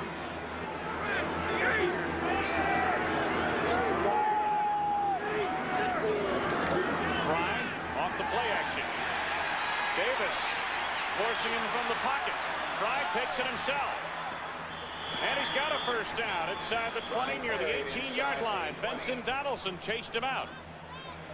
Travis Davis really the man who flushed him out of the pocket and forced him into a 10-yard scamper. Wayne, you're going to see a tackle and stunt to the outside. Took the tackle right into the pattern of Greg Frey, but Frey does a great job of reacting to it. Forced out of the pocket, threatens the pass right now, tucks the ball under his arms, picks up some yardage.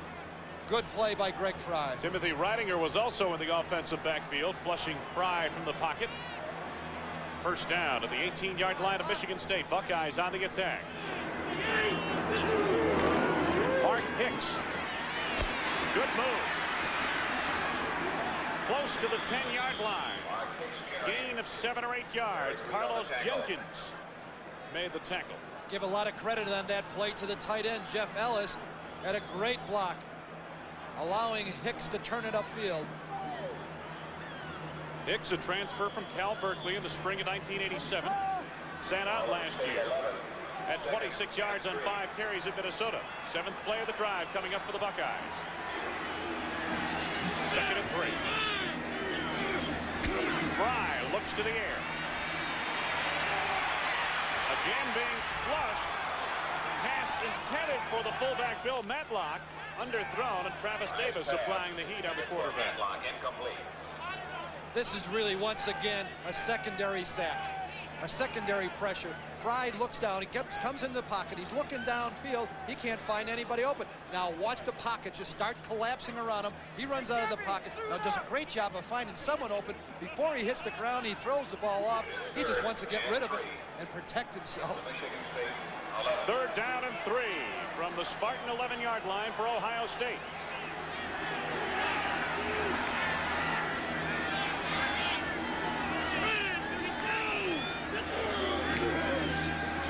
Frey. Pass underthrown. Intended on the far side for Jim Palmer, a tight end. And it is a 4th down. So the Buckeyes will try to nut the ball game here as they bring on Pat O'Morrow, who leads the Big Ten with a conference high of 13 field goals this season. He is 13 of 18. Going to place it down at about the 18-yard line, 28-yard field goal attempt. Inside of 30, he's 5 of 5.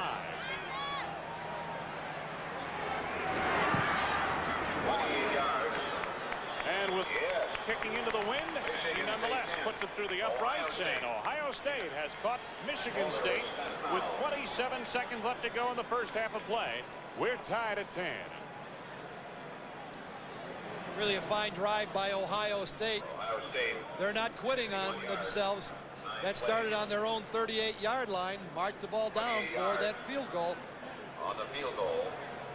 So with the ball game tied, we have 27 seconds left to go. I would imagine Michigan State will probably try to just kill the time here. There's not much time to work. They don't have the kind of downfield passing attack that would lead you to believe that they can move the ball in less than 30 seconds, depending on where they get it off the kickoff return. And I don't imagine O'Morrow's going to give them much of a chance to return it. I would think some kind of a line drive, squib type kit. And especially with the conservatism offensively for George Perlis. You know, he doesn't want to get himself in a bad situation here, an interception. So I got to believe they'll just run the football, go in at halftime, and say, hey, we did a pretty good job up front. We got to hang on to the football. That man's been under some fire in Columbus this year, but he is a fine football coach and will get this program turned around. There are too many positives to Ohio State for the Buckeyes to go through many seasons like this one. 9-play, 51-yard drive. O'Morrow on the 28-yard field goal. Now 6 of 6 inside the 30-yard line for O'Morrow. He has 14 field goals on the year. And O'Morrow gets the ball high into the air, and coming up under it, that is Eller. Eller on the return. Eller across the 20-yard line. Penalty marker down late. Zach Dumas made an undercut move on the tackle for Ohio State. Penalty marker down late. Clock is correct. They'll probably be going against the Spartans. And you could bet for sure now that George Perlis will just run out the clock. Clipping the call against Michigan State, so this will back it up inside the 20. Yeah, they just, Jim, don't have the pass scheme to dig themselves out of a hole with less than 24 seconds to go, even though they have, what, 3 timeouts remaining. They just don't have that kind of a passing game. And too much green to cover in 24 seconds. First down. Exactly.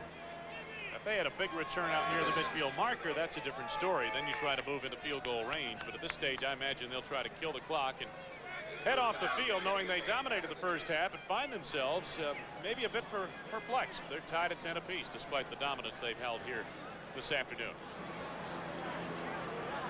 Michigan State on what may be the final play of this first half. Inside their 10-yard line. Blake Ezor protecting the football, angles it out across the 15 to the 16-yard line. Jim Peel made the stop for the Buckeyes of Ohio State as time winds down, heading to the final 10 seconds of the first half. So at the end of one half complete, Michigan State and Ohio State head to the locker rooms tied at 10 apiece. And there's George Perles and his Spartans. They have dominated, but they do not lead at halftime. John Cooper and company, they've been resilient. They've hung in. We'll return with our halftime activities coming up. Ladies and gentlemen, we are honored to have with us today members of one of the finest teams in Spartan football history, the 1978 club. Today's game is being brought to you by Ford and your local Ford dealer. Have you driven a Ford lately? And by Miller Genuine Draft, cold filtered for real draft taste. It's as real as it gets.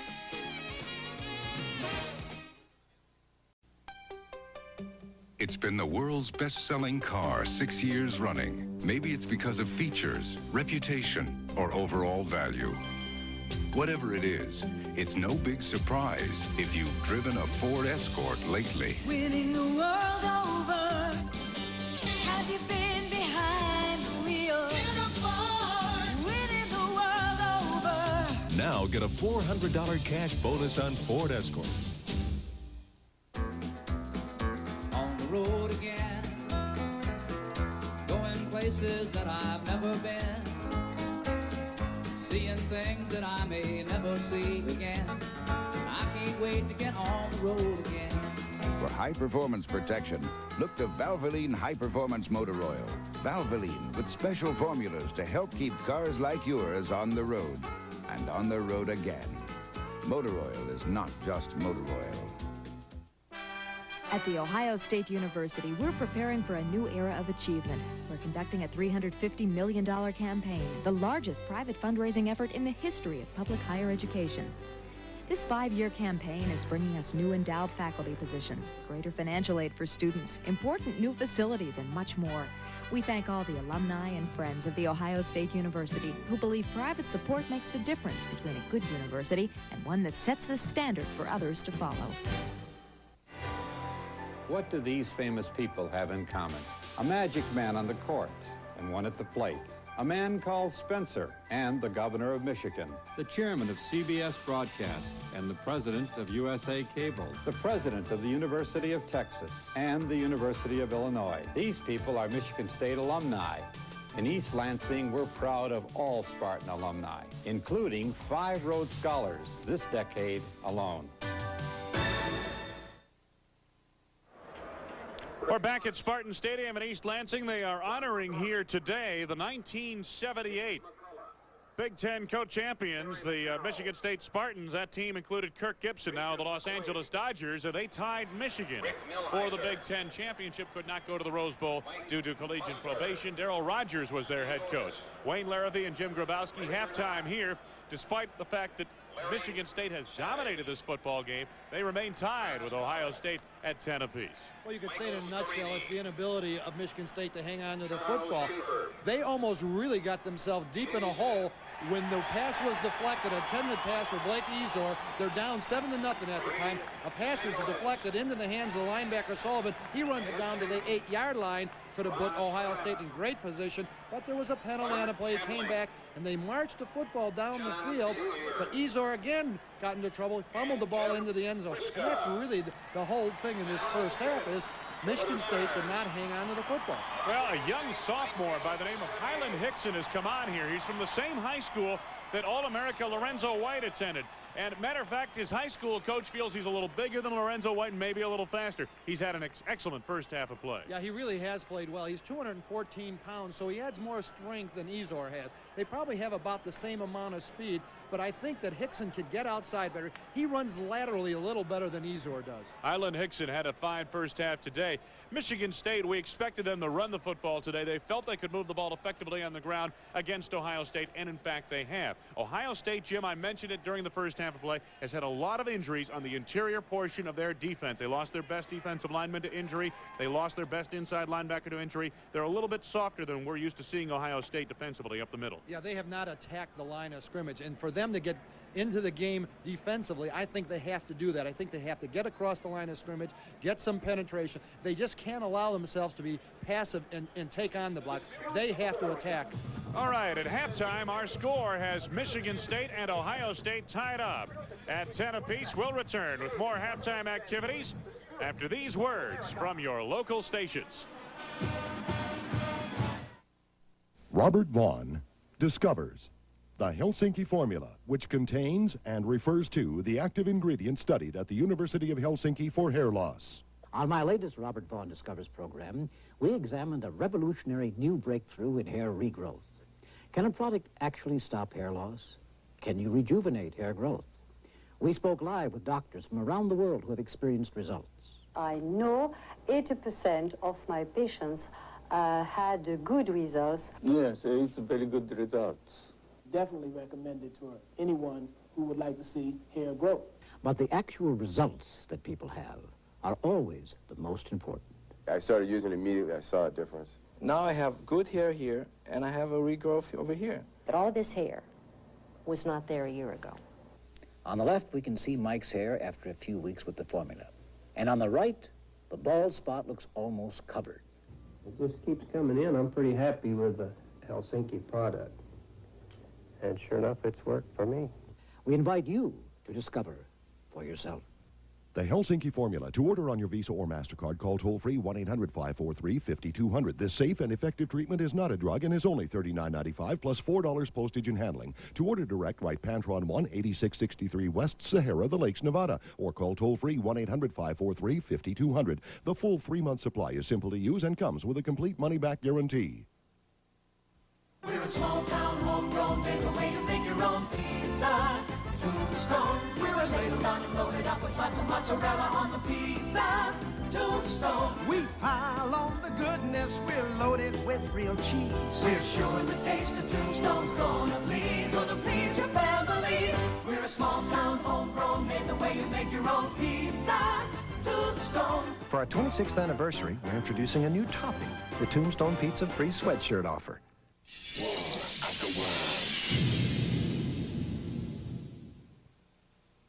It is halftime at Spartan Stadium. Certainly one of the great features of a weekend of Big Ten football is the performance of the bands, both before the game, at halftime, and at the end of the game. And let's listen in now to the Michigan State Marching Band. Today they present the Spirit of America in their halftime show today. During the war years, and in this classic for our musical history, Swing with the American Patrol.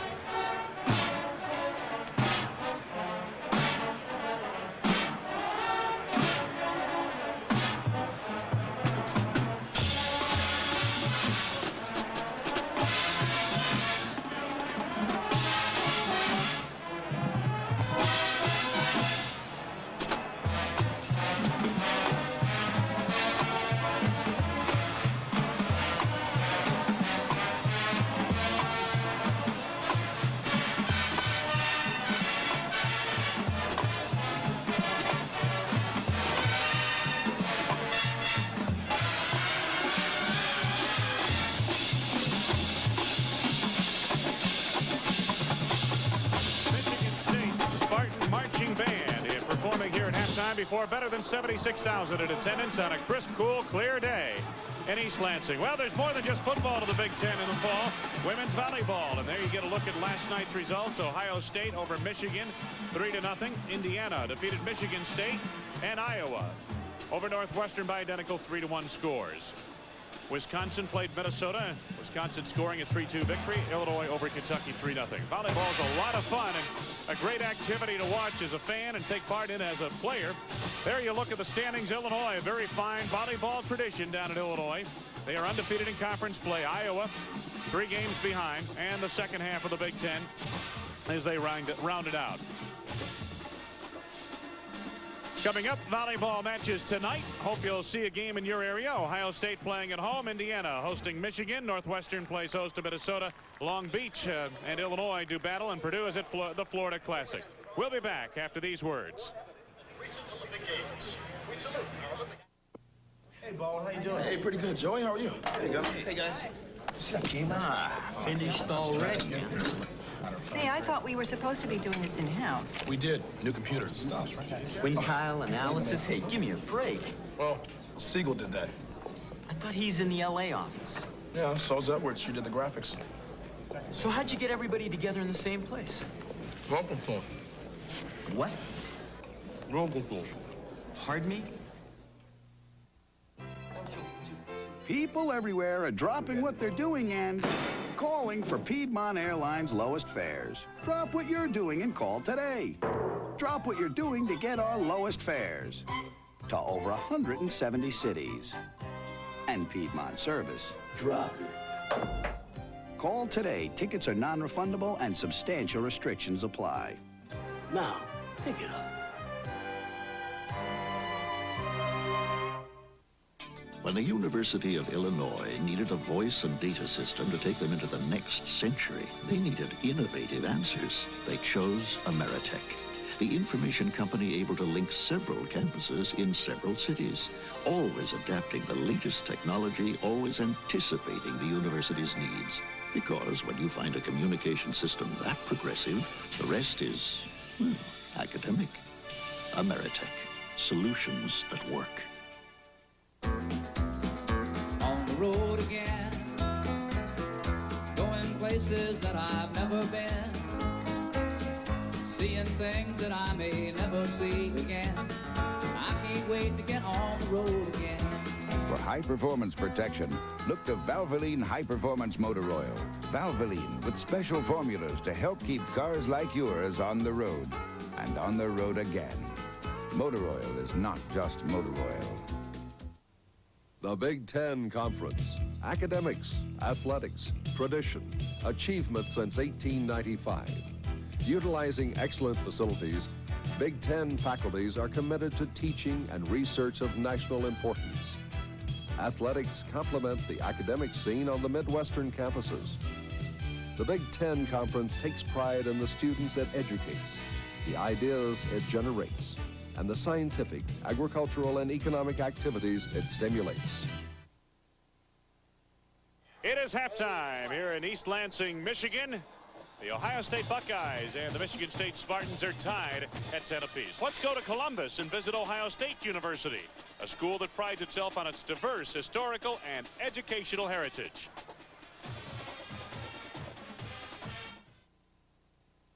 Oh, come, let's sing Ohio's praise and songs to alma mater raise, while our hearts rebounding thrill with joy which death alone can still. Carmen, Ohio, Ohio State's alma mater, is one of the best-known college hymns in the world.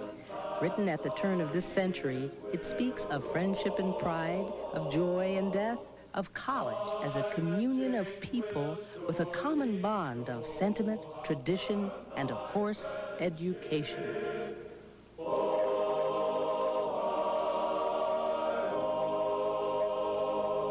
Hello, I'm Mary Ann Williams, Associate Professor of Communications in the Department of Black Studies.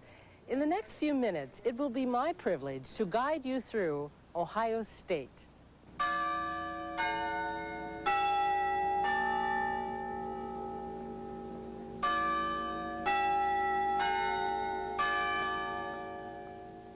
In 1893, these chimes first rang atop the building named after Ohio State's first president, Edward Orton, head of Ohio's land-grant university. The education furnished by Ohio State, he said then, would be a liberal education, the education that imbues the mind with a sympathy for every department of knowledge, the education that aspires to a symmetrical and balanced culture of all human faculties, the education that establishes the connection between a thorough and practical training and our largest usefulness as people. This is Ohio State today. 3,200 acres, 390 buildings, 53,000 students. Some of the most advanced teaching, research, and medical facilities in the world. With such scale comes matchless diversity and academic opportunity. 8,500 courses, more than 200 majors, 19 colleges, a dental school, medical school, law school. Some of the most modern, sophisticated teaching and research facilities anywhere. But such scale also provides personal experience. 4,000 faculty offer a student-teacher ratio of only 11:1. Over 4 million library volumes make up one of the great university collections. Over 500 student organizations present extracurricular opportunities to round out any education. Beyond the classroom, the dorm room, the studio is the world of research. Magical as computer graphics, practical as the linkage of the computer to brain function on the frontiers of medicine, the last frontiers of Earth, and those endless new frontiers of esoteric work that, as basic research, become the building blocks for virtually all new knowledge that lies ahead. There is constant change, an evolution toward excellence at Ohio State. Yet there is much in our rich tradition that remains the same. We began with one signature of Ohio State, Carmen, Ohio. We'll end with another. With our own special pomp and ceremony, we'll let the best band in the land salute the 300,000 Buckeye alumni who know well the value of an education from Ohio State and proudly call their alma mater the Ohio State University.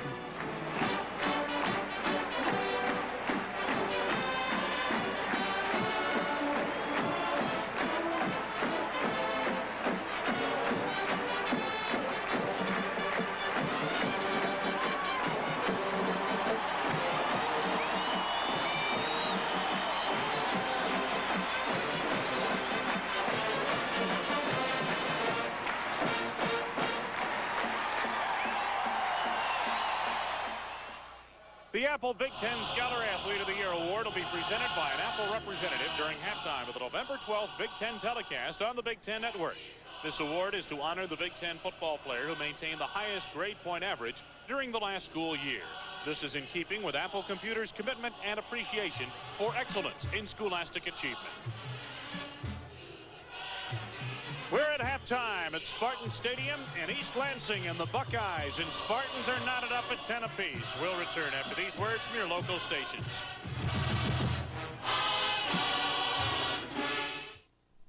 We're a small town, homegrown, made the way you make your own pizza. Tombstone, we're a ladle down and loaded up with lots of mozzarella on the pizza. Tombstone, we pile on the goodness, we're loaded with real cheese. We're sure the taste of Tombstone's gonna please your families. We're a small town, homegrown, made the way you make your own pizza. Tombstone. For our 26th anniversary, we're introducing a new topping, the Tombstone Pizza free sweatshirt offer. You don't have to gamble when buying a new Chevrolet. Match GM's rebates with low prices and great selection at your Sure Bet dealer, John Lancaster Chevrolet. Feel the odds are against you when shopping for a used car? Match our critical car screening process. low prices, and wide selection, and turn the odds in your favor at your Sure Bet dealer. WISC TV3 is putting the finishing touches on Wisconsin's very own $1 million drawing. You asked for it, you played the game. Now 10 finalists will compete for $15,000 to $100,000, and one lucky player will win 1 million big ones. Yeah. The Wisconsin Lottery $1 million drawing, Saturday at 6:30 on WISC TV3, your news station. It's time to find the perfect gift that will last for years. La-Z-Boy chairs from $199. Buy now and get free layaway till Christmas. La-Z-Boy Showcase Shops, dial 1-800-678-BOYS. Midas brake shoes and pads are guaranteed for as long as you're in your car. And that's just part of our $59 brake special. Nobody beats Midas. Nobody. Alcohol and drugs just aren't our style. Are alcohol and drugs your style? If you have questions, check the yellow pages under alcohol or drug abuse. Big disparity in rushing yardage. Spartans 201 rushing yards in total yardage in the ball game. Michigan State holding a hefty advantage and also time of possession. But those two turnovers have cost the Spartans arguably, well, let's say 7 points for them and gave Ohio State 7 points. That's for sure. Wayne, the Easer, as we said earlier, had fumbled into the end zone. That definitely would have been some points on the board for Michigan State. So it's the turnovers are really the story. And the first fumble by Blake Ezor set up a 17-yard short, 17-yard touchdown drive by Ohio State as they reached the board first. Now let's take a look at some other scores around the country. On the Budweiser scoreboard, Notre Dame. No problem so far with Navy. They're tossing a shutout in the third period. LSU has stormed past Mississippi. Texas Tech leading Texas in the second period of play. Clemson over Wake Forest in the ACC. Miami has the lead over East Carolina early in that one. Purdue and Wisconsin coming up a little bit later on this afternoon. And Michigan and Northwestern will be getting underway in suburban Chicago in Evanston. All right, we've got a break in the action. We're coming back with the start of the third period as George Perlis and his Spartans get set to take on John Cooper and the Buckeyes in the second half.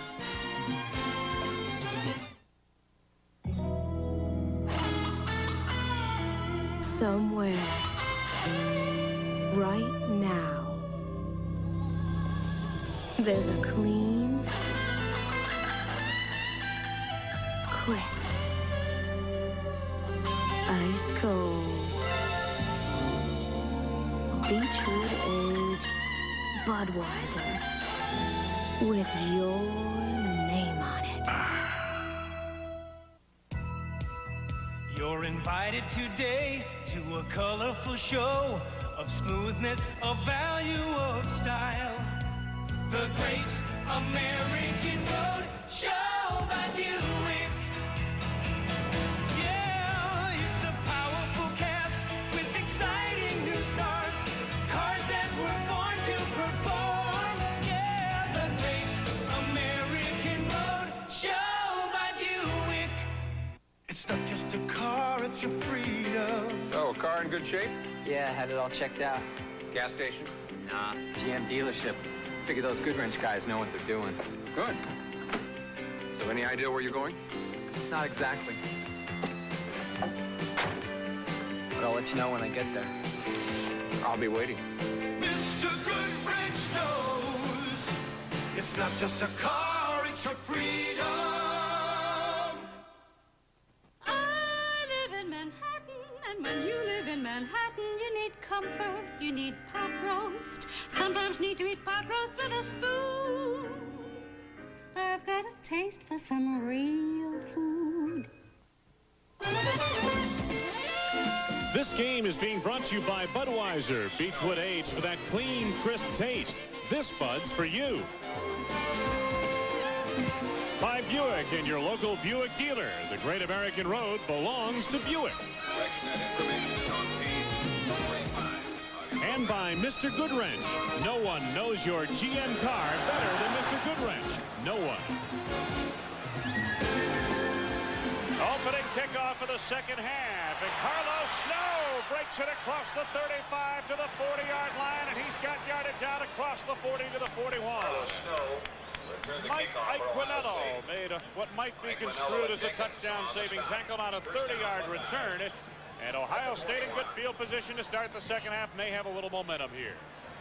It looked like Michigan State had that pretty good coverage on there, but all of a sudden a little crease, and that's all Carlos Snow needs. 1st and 10 for Michigan State from the 41-yard line. Carlos Snow, the tail of the tandem of the I formation. Matlock is the fullback. Greg Fry has lots of room on his own. Fry got about 5 and took one heck of a hit. Matt Vanderbeek closed quickly for Michigan State. Boy, they pursued very well as a defense, don't they? When Fry got to the outside, it looked like he had some room to run. But again, it was the pursuit of Michigan State. You look at the opening right here. Now watch the hit on Fry. Boom. Oof. That's Percy Snow and Vanderbeek on that tackle. He was smart enough to hit the ground early. Yes. 2nd and 5 for the Buckeyes.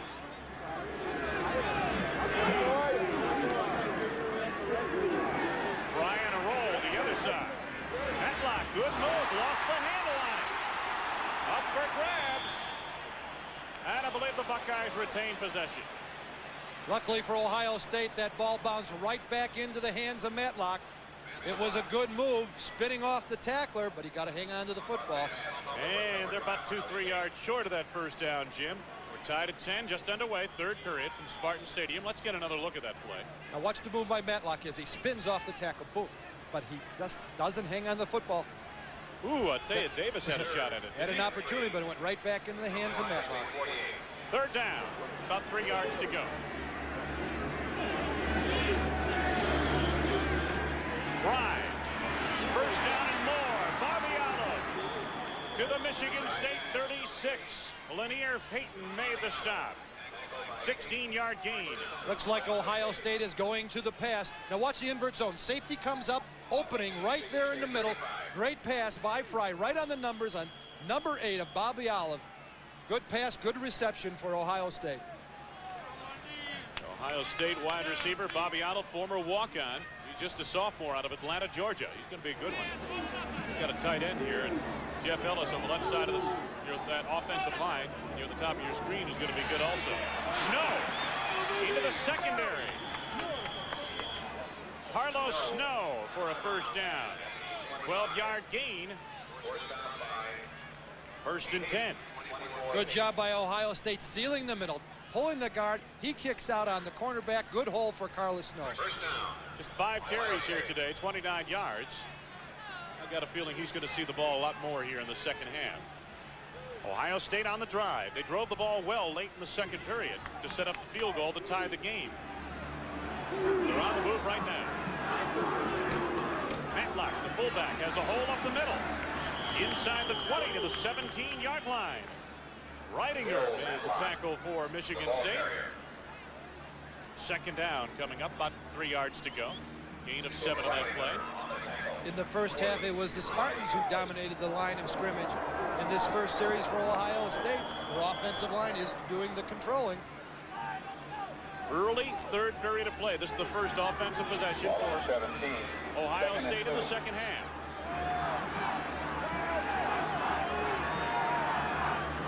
Second down, a little bit more than 2.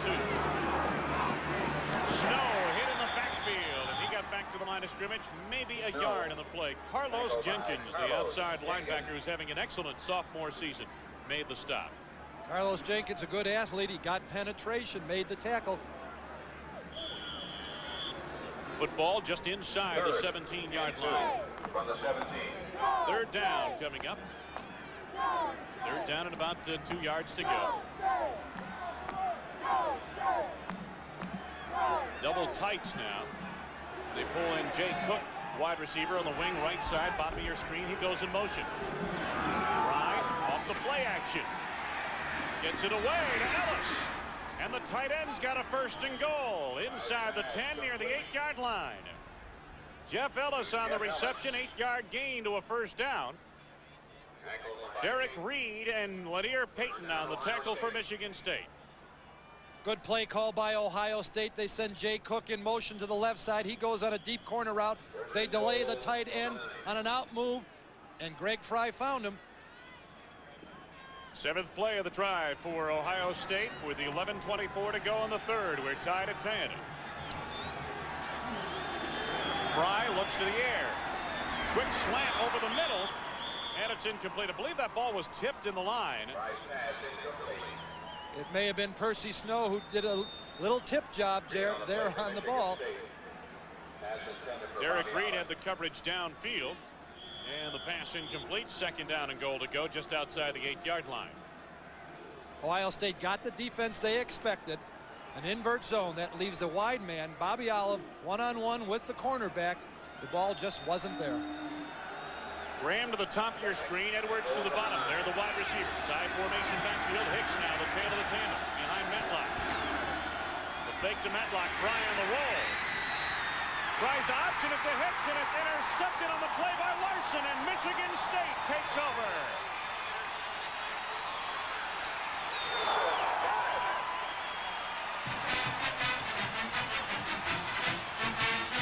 What an athletic move by Kurt Larson. We said earlier that he's around the football. He doesn't get a lot of credit, but he's had 3 interceptions, a couple fumble recoveries. Let's watch the play by Greg Fry. It's an option. Now he takes it inside. Now, once he makes that decision, he should forget about it. He should make the pitch. But watch Larson coming into the picture. Good athletic move by Larson, hanging on to the football. Bad decision by Greg Fry. Greg Fry trying to pitch back, so it's not really a pass. And Larson stepped in and intercepted. First and 10. Hickson broke a couple of tackles, has a first down. Out near the 20-yard line at the 19. 11-yard gain to a first down for Michigan State. We should clarify that, Wayne. You're right. It's not an interception. That's a fumble recovery. Sure. That's a fumble recovery because he was pitching back. He intercepted the lateral, so to speak, is what it would be. If he was tossing it forward, but he was beyond the line of scrimmage anyway. Alan Hickson. Good move by Hickson. I believe that was Pelini who made the stop for Ohio State that time. Michigan State trying to turn that turnover around and put into a long drive. We're going to see a lot of Hyland Hickson, number 30, over the next couple of years. He's an exciting runner, just a young sophomore. As I mentioned, sat out last year. Had a 106-yard rushing day against Northwestern a few weeks ago. Second down. Hickson at the hole once again, but this time the man who got a piece of him on an ankle grab was Mike Sullivan. Should have enough for the first down, just about the 30-yard line, across the 29. It's a first and 10 now for Michigan State. Wayne, in first down situations, Michigan State has run the ball 20 times, thrown only once. Biggest day of the season in the collegiate career thus far of Hyland Hickson, 107 yards rushing. First and 10 near the 30. Hickson again, and if it works, keep going to it till they stop it. That time it was John Sullivan, I believe, who got a piece of him on the tackle. So it'll be a second down. Hickson got another 3 yards or so on the play. Second and 7, and the band is playing the chairs, so to speak. Yeah, those drummers, they can play their tunes any place. You can warm up on anything, you know. They're like chameleons. They can adapt to the situation of whatever they have. Just 2 sticks is all they need. You get a look at what Michigan State is doing on first down. McAllister on second down looking to the air. Overshot Rison, who appeared to be open underneath the coverage of Zach Dumas on the near side across the midfield marker. Third down coming up for Michigan State. Andre Rison was open, ball just overthrown. You could see Bobby McAllister looking to the sideline, talking to Rison now, saying, hey, Rison said, I was open, just got to get me the football. And Bobby says, I know, I'm working on it. I'm working on it, yep. 9:11 left to go, third period of play. Michigan State 4 of 8 on third down conversions. They average about 3 yards to go on third down. They face a third down and 7. McAllister being blitzed. This is where he's dangerous. Taken down on the play by a combination of Lance Price with help from John Kaczerski. Kaczerski, I should say, the principal on there, and Price came in a little bit later. Most quarterbacks would have ended up with a sack on this play because Ohio State came with the blitz from the outside. That's broken, but a good athletic move by Bobby McAllister. Stepped back up into the pocket, starts running with the football, doesn't quite make the first down. 4th down and about 1.5 yards to go, so he got 5 yards, a little bit more than 5 yards on that scamper, but not enough for the first down, as you mentioned. Josh Butland on in punt formation. Bobby Olive in single safety for Ohio State. Butland gets off a line drive kick that caroms out of bounds near the 25-yard line, and Ohio State will start from there. 38-yard punt, but no return. Yep, it's cool and crisp here at East Lansing. We'll return after these words from your local stations. If you don't know a lot about the history of the used car you're thinking of buying, then you should know about the dealer you're buying it from.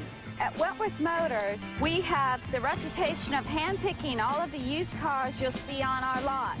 These cars are trade-ins and not auction cars that are required to pass a very thorough inspection by our award-winning service department. Because at Wentworth Motors, we realize that our name and reputation are on the line with every used car we sell. The only thing worse than a window insulator kit that won't stay up is one that's tough to take down. Ouch. That's why you want 3M window insulator kits with genuine 3M tape from the maker of Scotch brand tapes. They're guaranteed to stay up all winter, yet come down clean and easy in the spring. No residue, no damage. Look for 3M window insulator kits. The difference is 3M tape.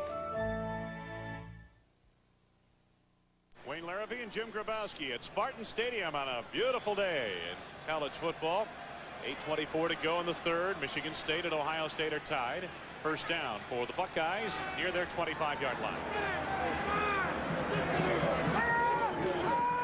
Fry got a whole bunch on his own. 9 yards out across the 30 to the 34-yard line. Snow and Ridgeway recovered to make the stop. Well, like we said, it's getting close to that time of year again. Halloween coming up on Monday, and believe me, they've got a head start here in this crowd. Wayne, I like what Ohio State is doing in the second half. They're coming on first down, throwing the football, at least attempting to throw the football. Second down, short yardage situation. Bart Starr used to go deep on this play. Let's see what Greg Fry tries. Carlos Snow, not a bad call at all. He's got the first down. First down across the 35 out near the 37. Gain of about 3 yards. Vanderbeek on the tackle for Michigan State with some help from his friends coming in from the linebacking core. Percy Snow. Snow had 16 tackles at Michigan. It's 7 solo tackles last week against Illinois. Saw a good surge by the offensive line of Ohio State on that last play. Matlock and Snow, the backfield tandem for Ohio State. First down near the 37, 38-yard line. Fry under some pressure, scrambles again. Across the 40 to the 43-yard line. Got a little bit more than 5 yards. Matt Vanderbeek made the stop for Michigan State. When you have mobile quarterbacks, as obviously Fry is, and of course we know McAllister can run. That's one of his strengths. There you get a look at the rushing statistic for Greg Fry today. You have to tailor your pass rush to it. Well, Michigan State is really dropping back their linebackers in deep coverage. Fry cannot find a receiver open, so very alertly he's tucking the ball under his arm. Of course, your pass rush has to be a little bit more cautious because you have to fill lanes. You have to contain. Second down for Ohio State. Snow, big yardage off the left side. Fumble the football. Spartans recover. Derek Reed on the recovery. Second turnover of the game for Ohio State. Wayne, once again, Ohio State has come off the football, their offensive line. You'll see a good hole on the left side of your screen right there. Good hole. Now, once Carlos Snow breaks in the open, he's usually dangerous, but the offside gets him. The helmet right on the football, jars the ball loose, and guess who? Kurt Larson is around the football. Derek Reed got the fumble recovery, but you saw Kurt Larson once again around the ball. Second turnover of this third period for Ohio State. And they've been costly. 6:34 to go. McAllister and company are tied with Ohio State at 10. How will you live in the next century? Suddenly, life will be more comfortable, smoother, and quicker. Introducing the new 1989 Buick Century, with premium features you expect from the best-selling Buick on the American road. All at a price that will let you enter the next century very comfortably. The great American road belongs to Buick.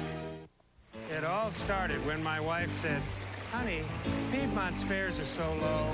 Why don't you take me along on your next fishing trip?" I said, "I know Piedmont's fares are always low, but your idea of hip waiters are a bunch of guys who work in trendy restaurants. Besides, you're not going to have a lot of fun to stand around watching the old pro catch all the fish." Oh, honey! I got one! Well, hold on, I'm coming. That's it. No more fishing commercials. At Genesis Fieldhouse. We're in East Lansing today, and coming up next week, the Big Ten game of the week will be at Champaign, Illinois, your old stomping grounds, Jim Grabowski, as the Hoosiers of Indiana take on the Fighting Illini of Illinois. Two teams that, well, they're really looking for bowl action, both those teams. They've got a chance. Michigan State certainly has a chance at a bowl game if they can win the rest of their contests. Right now, they're tied with Ohio State at 10-10, 6:34 to go, third period of play. Michigan State, 1st and 10. McAllister on the roll. Rising.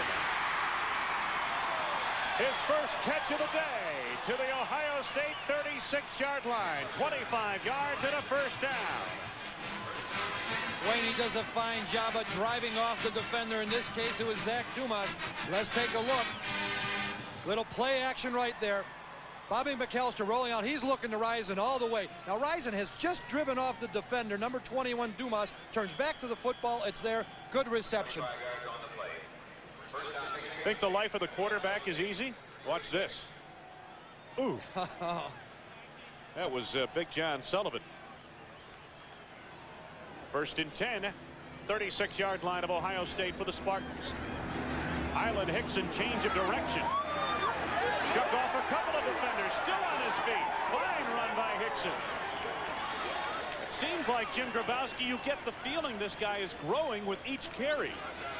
Wayne, he stopped his forward momentum on the cut. He got hit as he made that stop of his momentum, but yet he was able to shake off that tackler and take it to the outside. A very strong young man there. Island Hickson, 5'10", 214, a sophomore out of Fort Lauderdale. 2nd down, a gain of about 7 on that play, 2nd and 3. Hickson again, very close to the first down before being turned back. Brian Benio was among the last to arrive on the scene. The principal defender was Ken Coleman in the middle of the Ohio State line. I believe the Spartans are just short of the first down outside the 26, and the officials want to make sure they're going to call for the measurement. Notre Dame continues to lead Navy in the 3rd period of play. LSU on top of Mississippi as they come to halftime down south. Texas Tech leading Texas, but the Longhorns charging back into that one. Clemson maintaining a 3-point edge over Wake Forest in the 2nd. And Miami out in front of East Carolina. Purdue, Wisconsin are scoreless early in that one, just underway. And Michigan and Northwestern getting underway in Evanston.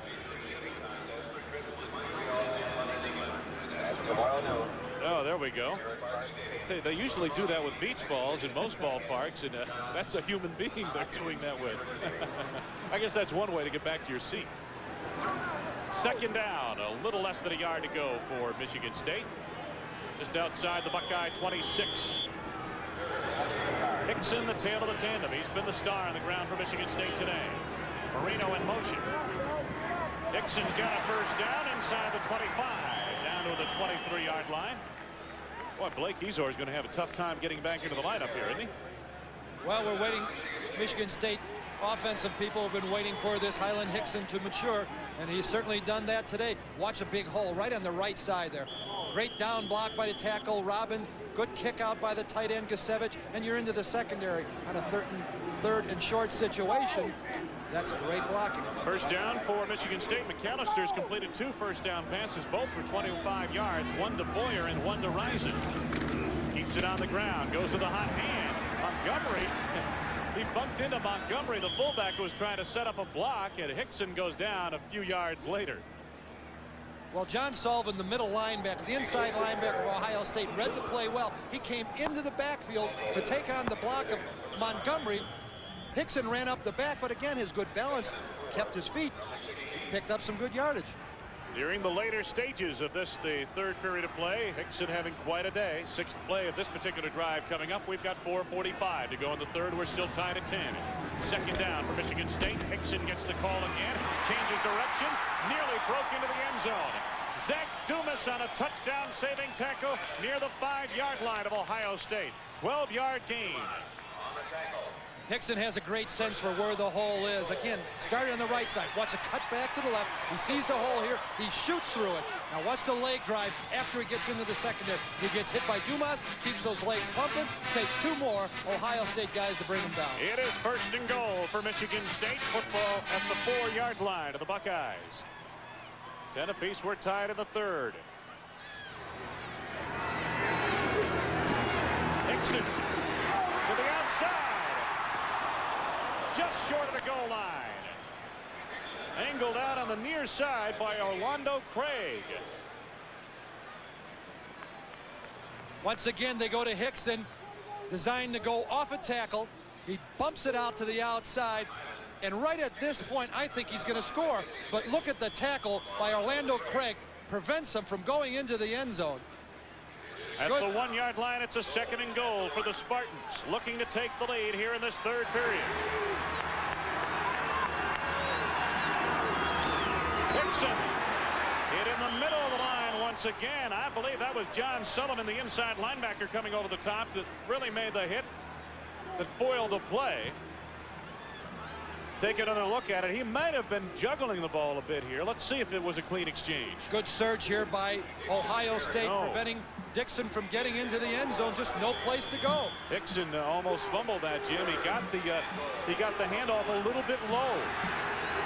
Did well to hold on to it. No gain on the play. 3rd and goal for the Spartans at the Buckeye 1.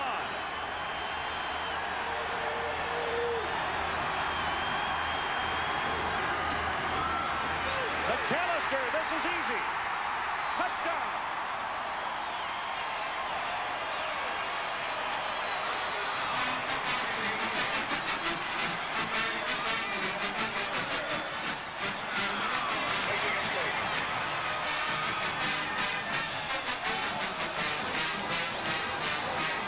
Great faking by Bobby McAllister completely fooled Ohio State.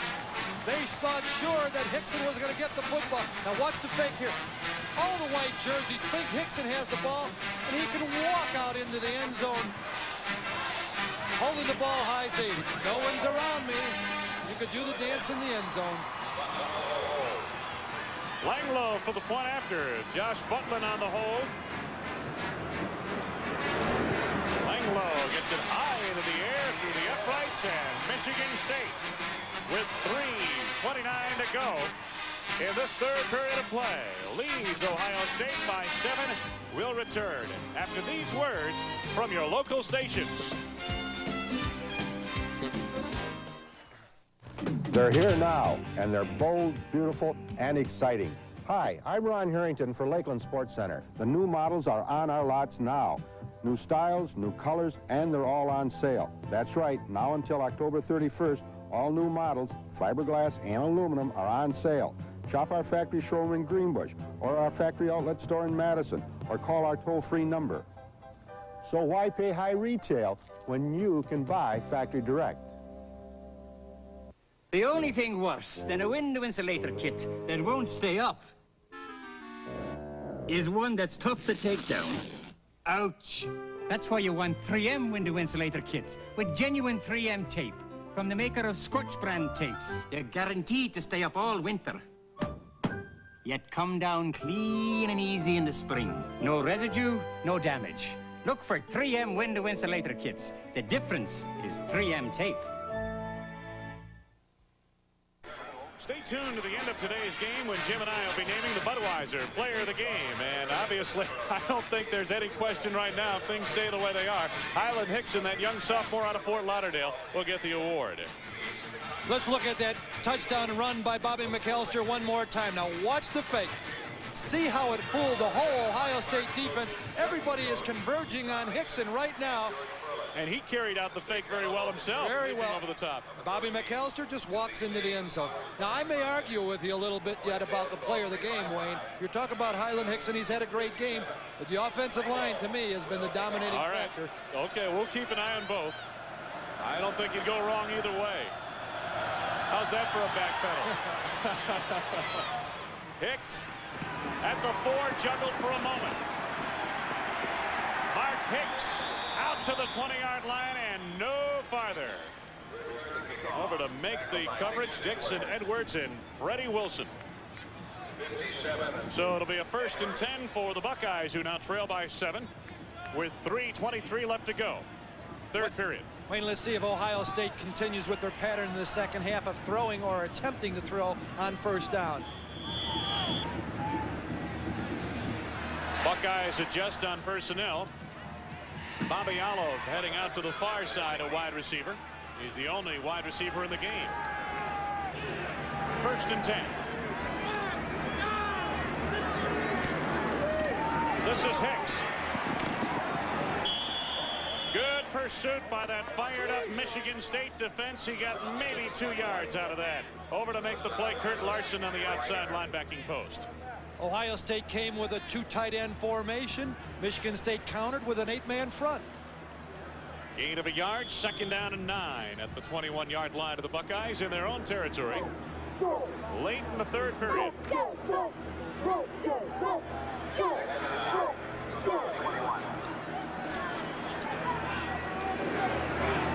Edwards to the top of your screen.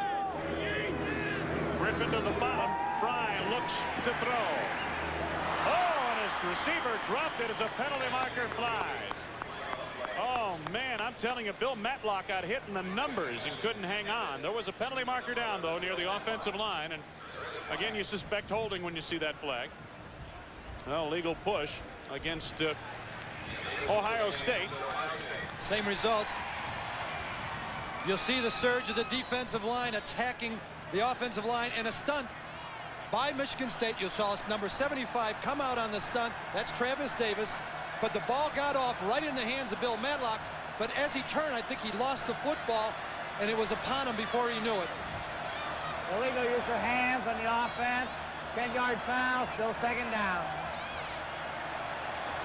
It'll be 2nd down and 19 when they get everything positioned correctly. And the Spartan fans are really getting into it now. You've heard of the wave. It looks like this is the Michigan State jump. Everybody in the stands just jumping up and down. Trying to keep warm, Jimmy. It's about 30 degrees out here today. Nothing like having the home team have a lead.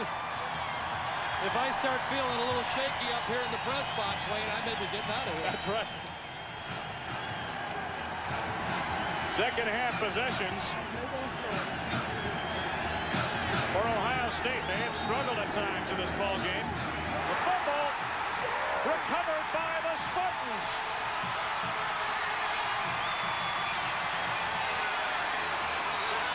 Chris Willards on the recovery.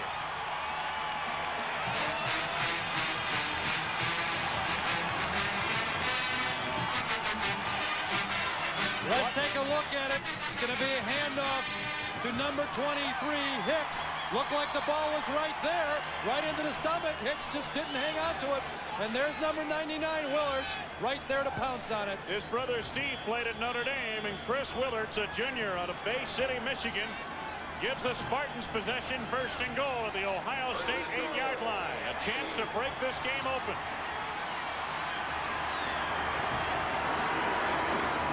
Hickson to the 5-yard line on a gain of 3.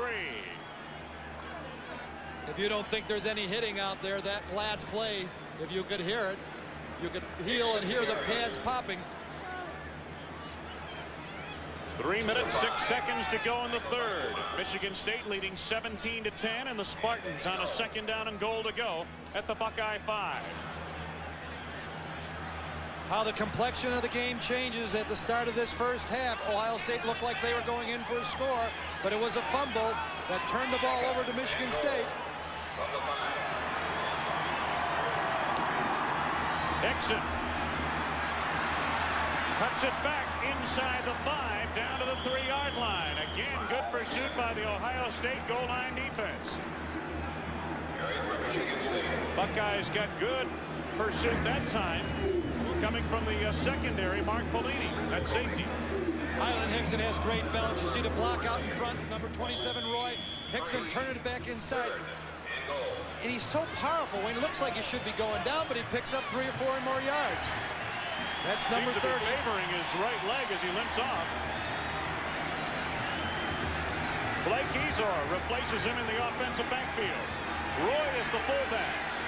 3rd and goal from the 3. Ezor. Touchdown. But a flag on the play. Penalty marker down.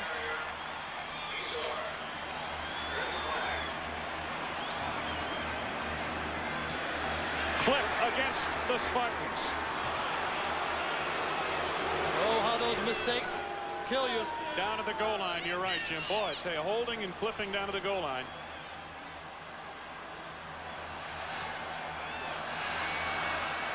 You know, I've heard of some officials really argue about a play. You know, if it's a defensive penalty, it's half the distance to the goal. If it's an offensive penalty, it's the full amount.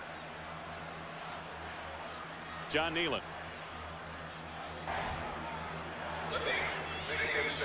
John didn't have his microphone activated. Maybe now. Here we go. On the offense, still 3rd down. Flipping on the offense, still a 3rd down. I don't know if we can pick it up or not, Jim. Well, this is the toss to number 26. Blake Ezor threatens the outside. Now makes the good cut back inside. He sees the goal line. He's going for it. And he gets in, but we cannot pick up the clip. But it was Andre Rison coming in from a split end position that had the clip. Football now back near the 18-yard line. 3rd down. Ezor running hard, but he had a lot of yardage to get, and the crowd didn't like the call at all. So it is a 4th down now. And the field goal unit comes on. John Langlow. Well, you know, George Perlis isn't the biggest gambler in football, that's for sure. But he feels that if he can get a field goal on board, he's in control of this football game. Langlow trying a 32-yard field goal attempt. 5 of 7 from this distance. Good. A late flag down. Very late.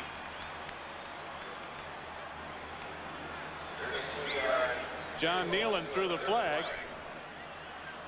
Field goal is good. It's a dead ball foul, Wayne. Personal foul against Ohio State, and it'll be penalized on the kickoff. And we'll be back for that kickoff. George Perlis and company extend the advantage to 10 points as we near the final stages of the 3rd quarter.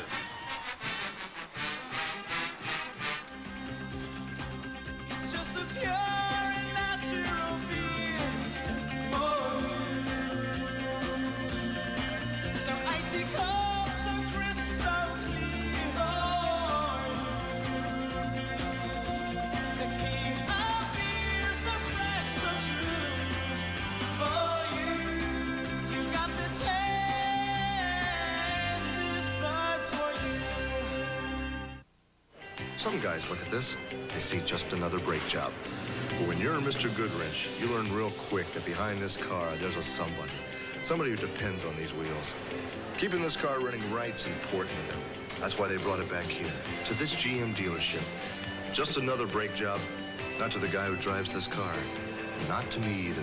Mr. Goodwrench knows it's not just a car, it's a freedom. Saturday, Anthony Thompson leads the Indiana Hoosiers into Champaign to meet Keith Jones in the Fighting Illini of Illinois. Join us this weekend, Saturday, on the Big Ten Television Network.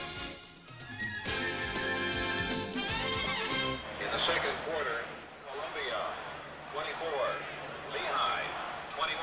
Travel arranged through Northwest, serving more than 200 cities on 3 continents. Whether traveling to Europe or the Pacific, look to us, Northwest.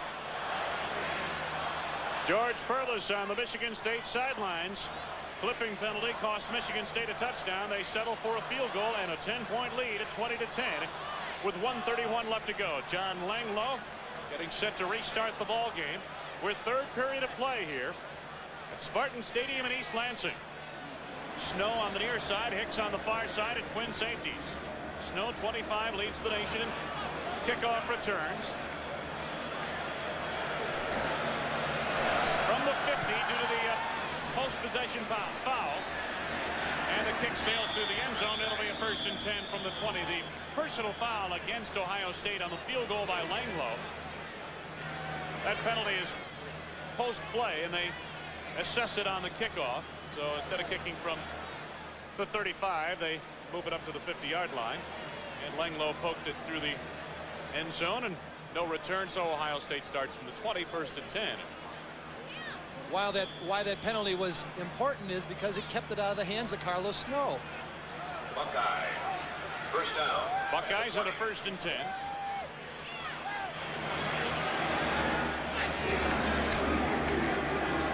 Carlos Snow to the outside. Michigan State closed very well on the ball. John Miller, the all Big Ten safety, along with Percy Snow. You'll see those guys on the all Big Ten teams this year, no question about that. And it looks like Carlos Snow is down. Yep, shaken up. Again, you hope it's nothing serious. He's been in and out of the lineup today. He came into the ball game. The Ohio State people told us he was about as healthy as he's been all season. He's had some tough nagging injuries that have cut his production. Came into the game leading the team at 394 yards rushing. Knee injury after the LSU game. He missed the Illinois contest. Had 76 yards last week at Minnesota. Wayne, I think he's going to be fine. He just had the wind knocked out of him. It was the helmet of Percy Snow that got him right in the stomach, knocked the wind on him. He's up on the sidelines now. He's going to be fine, and I would expect that he'll be back in the ball game. Gain of 2 on the play. 2nd down and 8 yards to go, Ohio State. They put the 2 wide receivers out to the short side of the field. Top of your screen. Fry to the air. Edwards. 1st down at the 40-yard line. Benson Donaldson made the stop. You'll see the play action by Greg Fry. Little draw fake to James Bright. Now he's looking downfield to Edwards on a corner route in the seam of the zone. You'll see that he's in front of the deep man, Donaldson, in back of Kurt Larson. Good throw by Greg Fry into the hands of Edwards. 1st and 10 out at the 40-yard line. Buckeyes in their own territory. They trail by 10. Final minute of play, 3rd period.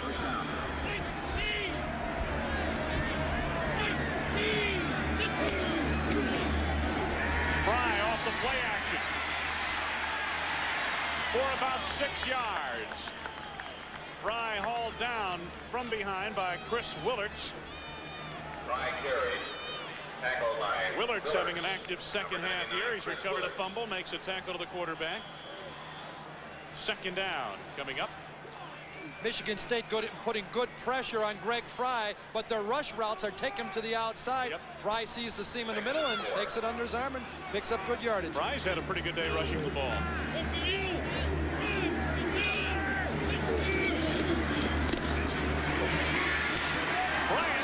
James Bryant on his 1st carry of the day.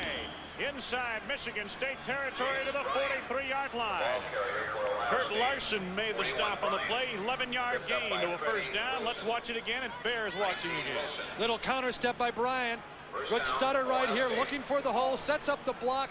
cuts through that hole there. Now watch the move here. Good spin. Boom. Right around there. Almost maintains his balance, but an excellent run by James Bryant. Frederick Wilson, the man he spun around and then was put away. And the third period has come to a close. Take a look at what happened in the third period of these two teams. Ohio State struggled with turnovers. Michigan State very efficient on their 3 drives in the third period of play. Final 15 minutes coming up.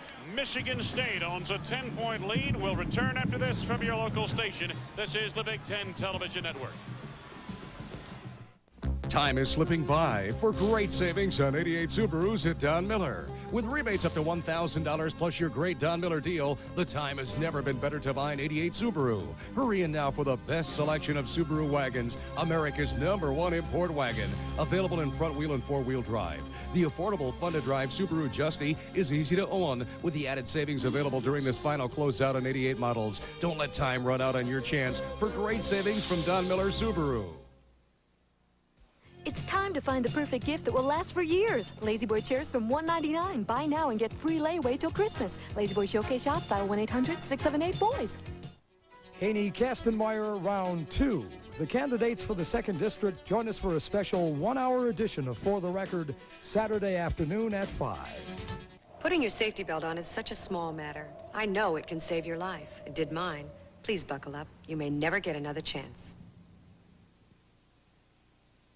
Join Kyle McKinnon on Sports, weekends at 10.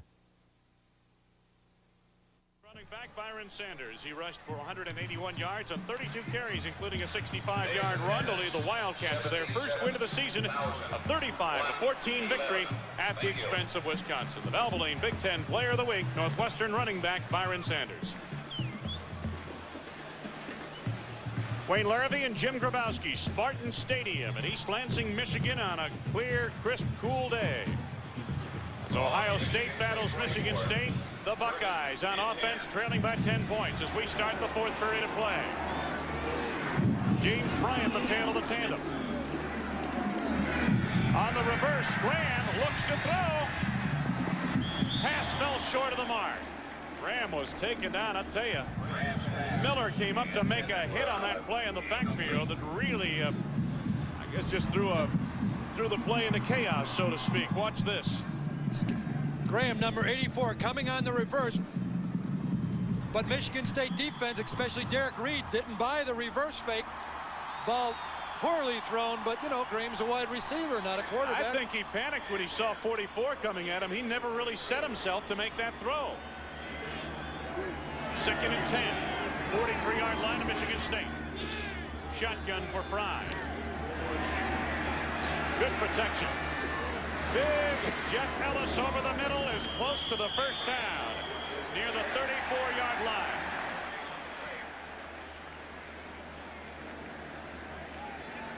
We're going to take a look at the zone defense of Michigan State. You'll see here it's a 2-deep zone. 2 safeties back deep, 5 underneath. Now watch the delay. You'll see on the right side of your screen is Ellis on a delay. Roll back into the inside in the middle of the field. Gets the reception close to the first down. And a personal foul call against Ohio State. Dead ball foul. Boy, those are mistakes the Buckeyes can ill afford. We have a dead ball, personal foul on the offense. It'll be 3rd down.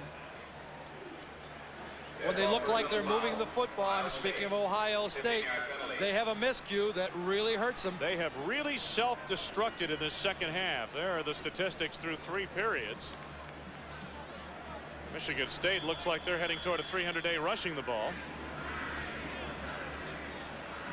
Turnovers, all of the Ohio State turnovers came in that 3rd period. All 3. Penalties also have hurt Michigan State. And you don't like to see a personal foul penalty wipe out a big play like they just had. Now it's 3rd down and long. 3rd and 16. Fry looking downfield, plenty of time. Bobby Olive almost caught it on the tip drill. Let's play some volleyball. Greg Fry out of the shotgun, looking over the center of the field. He's going to Matlock. Rifles the football over the head. Tipped by Matlock. Here's another tip. That's Olive going for the football, but it falls incomplete. Ohio State must punt. I believe it also went off the shoulder pad of Carlos Jenkins. Bowman's punt.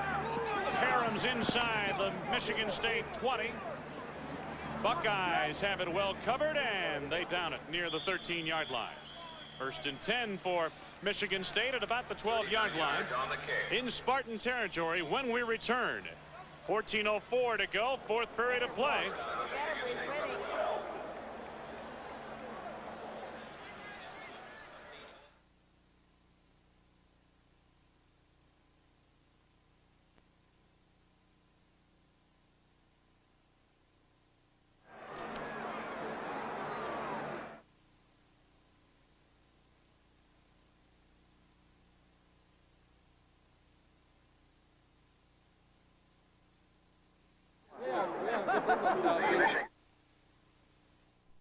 McDonald's new country-style McChicken sandwich. Juicy all-white breast meat on the inside, crispy coating on the out, lettuce and mayo. Come and get all-white breasted chicken. New McChicken. Take you back to Mama's kitchen. McChicken, chicken, chicken. Good time, great taste of McDonald's new McChicken. Now at McDonald's, get a medium fry and a new McChicken for $1.99. Swing by soon like you know you should and get a good deal while the getting's good. So I took his word for it. This slick computer guy said he had the best solutions at the lowest prices. Should have known better. Now the thing is just sitting here. How can anyone say they have a computer solution when they haven't even seen my business?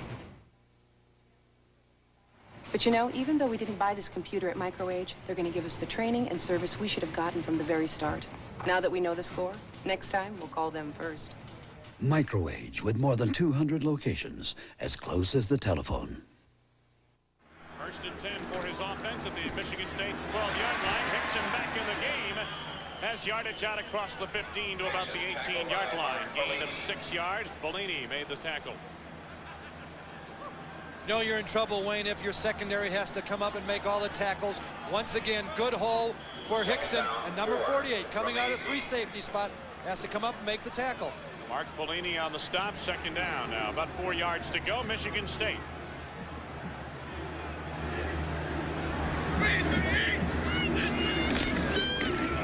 Hickson on a slant once again. John Sullivan. He battles through Sullivan's tackle and then is brought down by Sullivan with help from Zach Dumas. And it looks like he's got a 1st down. Boy, he's an extremely tough running back. When he gets hit, he hardly ever goes down on the first blow. A great combination when you have the speed, quickness of a Hickson, but yet the strength to break those tackles. You got a ball carrier. Hickson, a big day. 161 yards and a touchdown. Football near the 23-yard line, Michigan State territory. Hickson's the workhorse today. Up close to the 25, gain of 2. They're starting to look for that number 30 now in the defense. He's getting a little tired. Time to take him out. And now we see Blake Ezor coming into the lineup. He's going to replace Hickson. Hickson has had a lot of work this afternoon. 1st and make that a 2nd down now, and about 8 yards to go. A little bit more than 8. Blake Ezor back into the game. He started for Michigan State. McAllister has the option to run on this, and that's exactly what he does. Sreko Zizakovic made the tackle. McAllister on that play has the option on the read to either throw a pass if he sees something or just tuck it under and run. That time, I don't think you looked downfield very much at all. I think he just ran it all the way. No way. From the snap, he said, I'm running the football. He only threatened to look downfield. I don't even think Rison thought he was going to throw the football. He got into the block right away.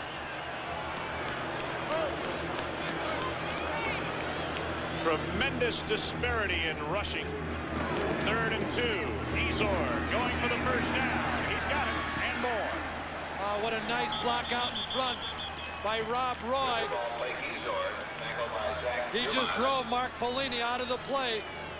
We talked about the blocking ability of the fullback. If you're going to be an I formation team, you've got to block, have a fullback can block. Now watch the block by number 27. That's Rob Roy. 48, Pelini, who come in the picture right here. Watch the block. Boom! And Ezor makes a good cut off the block of Rob Roy. Blake Ezor having a pretty good day today as far as yardage is concerned. 101 yards. Ezor finding his way into a crowd off the right side. Got barely a yard at that mark. Over to make the tackle, Sreko Zizakovic once again on that defensive line for Ohio State. Coming up at 11 minutes left to go in the game. Michigan State leading by 10, and all the Spartans want to do is a long time-consuming drive. Oh, now we start the wave. We had the bounce before. Now it's, well, it's a half-hearted wave. Well, now they're getting into it. Making some noise here in East Lansing. 7th play of this drive coming up, and they're only at the 38-yard line. Second down, Ezor. I'll tell you what, he is not big, but he's tough. He ran into a couple of defenders. Patrick Rogan was there, along with Zach Dumas. Michigan State just does a great job with those cutback plays to the tailback. You start it one direction, cut it back, and that offside blocking has been great this afternoon. Third down for Michigan State, about 3 yards to go. Near the Spartan 44. There's your wave, Jim Grabowski. I've seen better waves. McAllister stopped short of the first down. Matter of fact, got back to the line of scrimmage and not much farther. It is a 4th down, and the punting unit comes on. Once again, Wayne, that was run all the way by McAllister. He had no intention of throwing the football. Bobby Allen dropping back deep to receive this punt from that man on the left side of your screen, Josh Butland, averaging 42 yards per kick.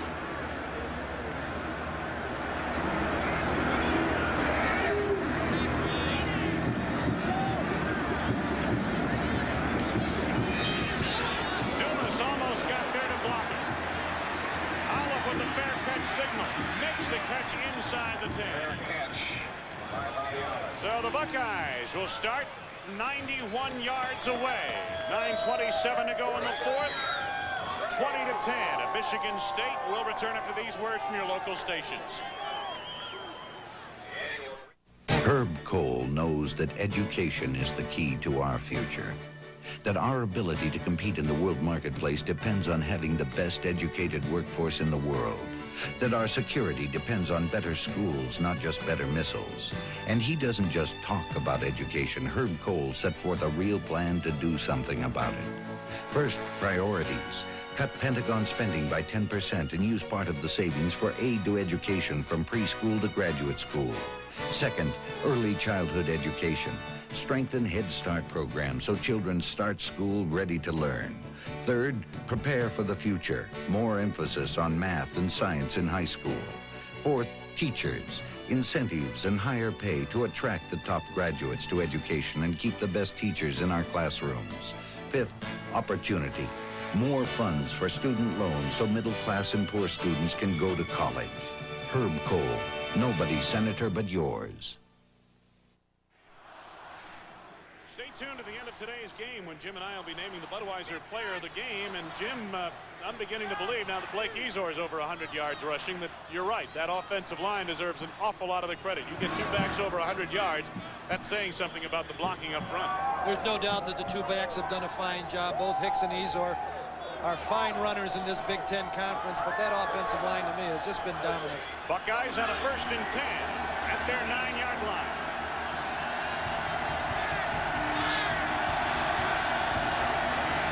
Fry to the end zone to throw. Under pressure. Good move to get away.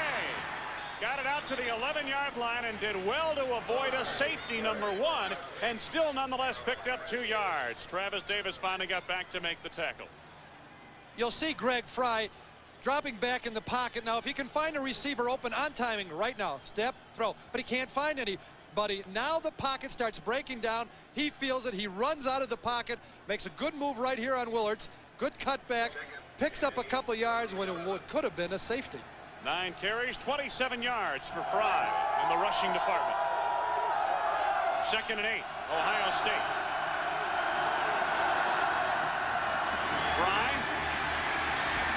Matlock. Ooh, you can hear the pads that time as John Miller, the all Big Ten strong safety, came up to meet him and deny him a first down. Third down for Ohio State across the 15-yard line at the 17. Third down, about a yard and a half to go. Well, that was a good tackle by Miller. He's just 190 pounds. He took on Bill Matlock, 5'9", 220 pounds, prevented him from getting that first down. Third down, about 2 yards to go now for Ohio State.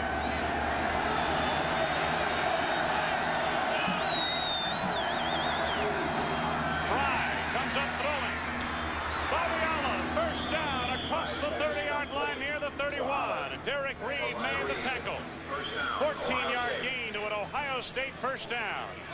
Good play action by Ohio State, faking the sweep. Then Fry rolling out, freezes the linebackers one-on-one in the secondary. Good throw to Olive. First down for Ohio State. Buckeyes are trailing by 10. First down at the 31. They've got a 1st and 10 at the 31-yard line, Ohio State territory.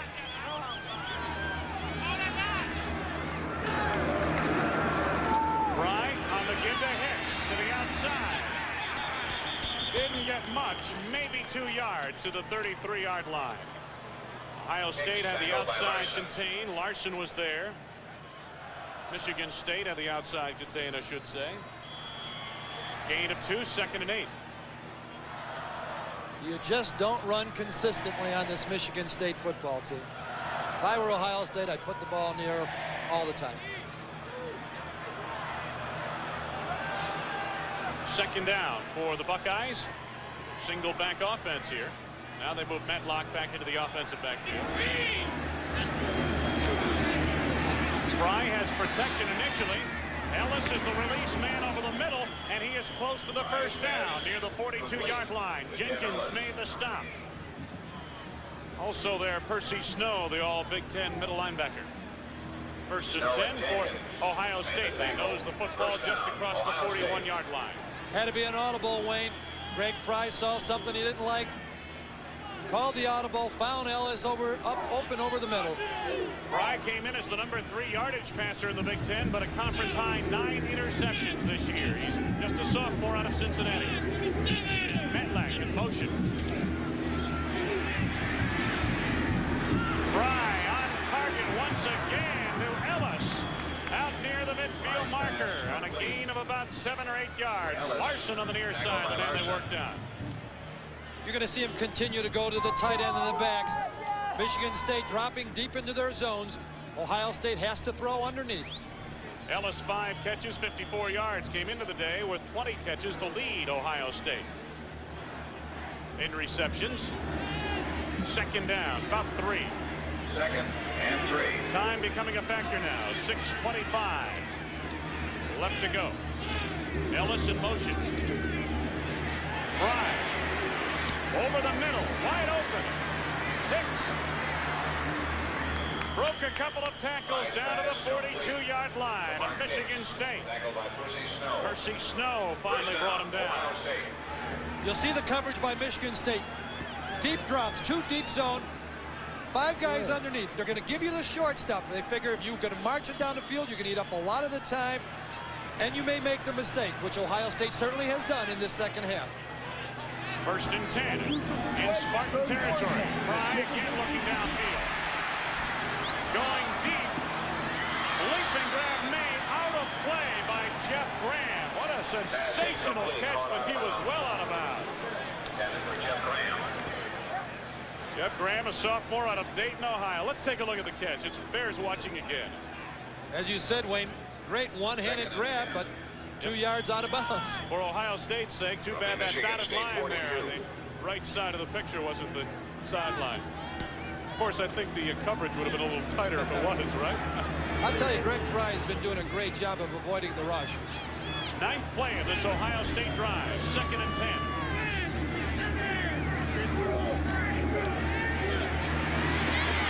Fry. Bobby Olive. First down at the 25 of the Spartans. Derek Reed on the tackle. 17-yard pickup. First down, Ohio State. One of the reasons this opened up is Michigan State came with the blitz, the inside linebacker blitz. put you one-on-one in the secondary. You'll see Olive on the deep turn-in, wide open, and Fry got it to him. 5:54 to go in the game. Michigan State leading 20-10. Ohio State on the drive at the Spartan 25.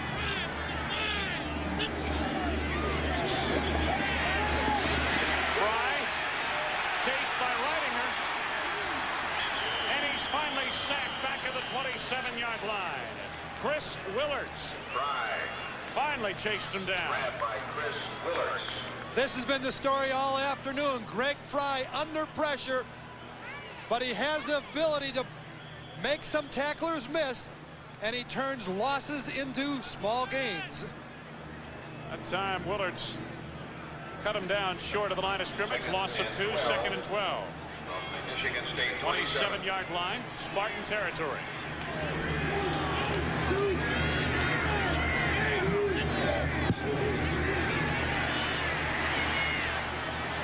Graham! Oh my, what a catch at the 5-yard line. First and goal, Ohio State. This is a heck of a throw into coverage.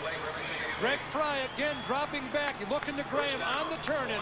Deep turn-in. Gets the ball over the linebacker. Look, over the linebacker. High into the hands of Graham. Good concentration of the football by Graham. And it's a first down, and Ohio State is threatening. Lanier Payton was right there on the tackle. 22-yard gain, first and goal, Buckeyes.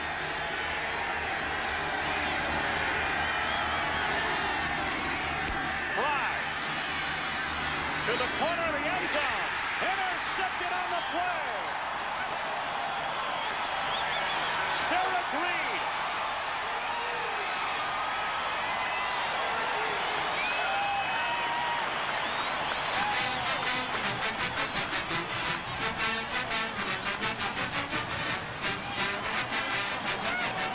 Wayne, I thought when Greg Fry saw the coverage, he was going to throw the football away. He is going to Edwards on a corner route in the end zone. Now you look, number 6 has underneath coverage on him there. He's got the position. There's no way that Fry could have gotten a completion. He should have thrown the ball away. 4th turnover of the 3rd period for Ohio State. 4th second half turnover, and it cost the Buckeyes again. This bud's for all that you do. Papers say you busted it up pretty good. This is where we start. You've got a long road back. You miss the cheers. Can you beat those doubts and fears? You make America work. Well, that's something that won't let us quit. The clean, crisp taste of Beechwood aged Budweiser. To your first game back. This bud's for you. Right now, the store's just one big disaster area. The new phone system I got, no one can work it out. All my lines are on hold. The customers can't get through. I'm losing delivery orders hand over fist. But things gotta go.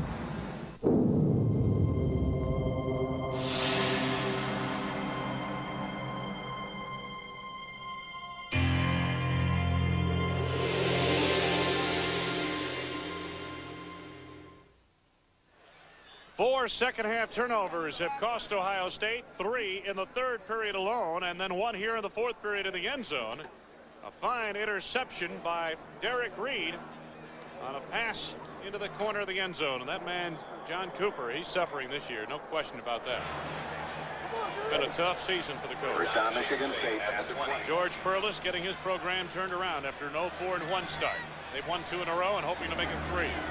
1st and 10 for the Spartans from the 20.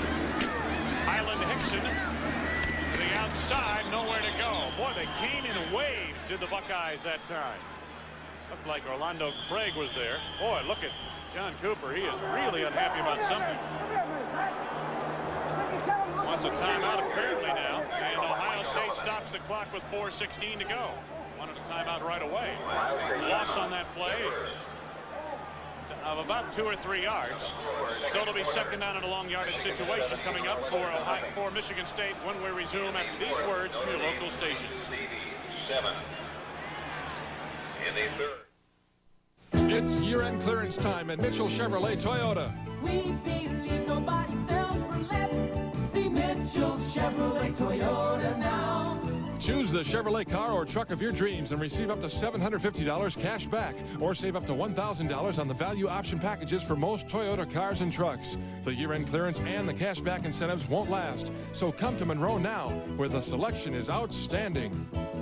See Mitchell's Chevrolet Toyota now. We're a small town, homegrown, bake the way you make your own pizza. Tombstone, we're a ladle down and loaded up with lots of mozzarella on the pizza. Tombstone, we pile on the goodness, we're loaded with real cheese. We're sure the taste of Tombstone's gonna please your families. We're a small town, homegrown, made the way you make your own pizza. Tombstone. For our 26th anniversary, we're introducing a new topping, the Tombstone Pizza Free Sweatshirt offer. Michigan State leading Ohio State. 4:16 left to be played. Fourth period of play. Meanwhile, Notre Dame has defeated the Navy 22-7 today. That's the final score back east. Notre Dame remains unbeaten. Second down and about 12 yards to go. A little bit more than 12 yards to go for Michigan State. Second and 12 for Michigan State. That's Rison in motion. Blake Ezor ran out of real estate, but had enough for the first down. He almost made the turn down the sideline. 17-yard pickup. Craig forced him out of the near side at the 35-yard line. Everybody in the stadium knew that Michigan State was going to run the football. Ohio State is stacked on the line of scrimmage to prevent the run, but the great blocking out in front for Blake Ezor, then his speed out to the outside, picks up the first down. Jimmy Peel was shaken up on the play for Ohio State. He's helped from the field. And from the 35-yard line, Michigan State 1st and 10 in their own territory.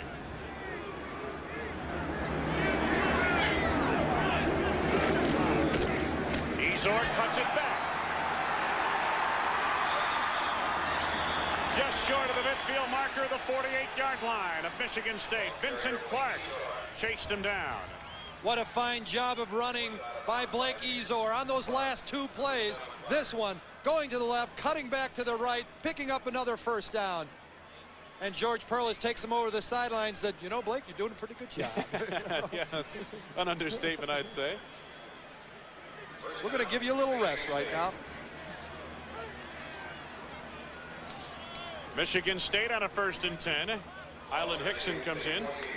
Ezor 25 carries, 138 yards.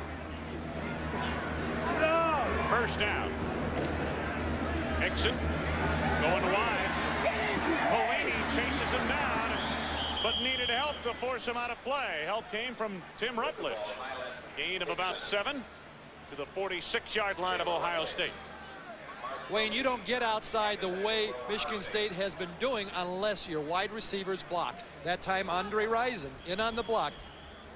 He shows you that not only is he a threat in the pass patterns, but he'll stick his helmet into the blocks. He runs great patterns, a decent blocker downfield, no question about that, and he has great hands. He's a tremendous athlete.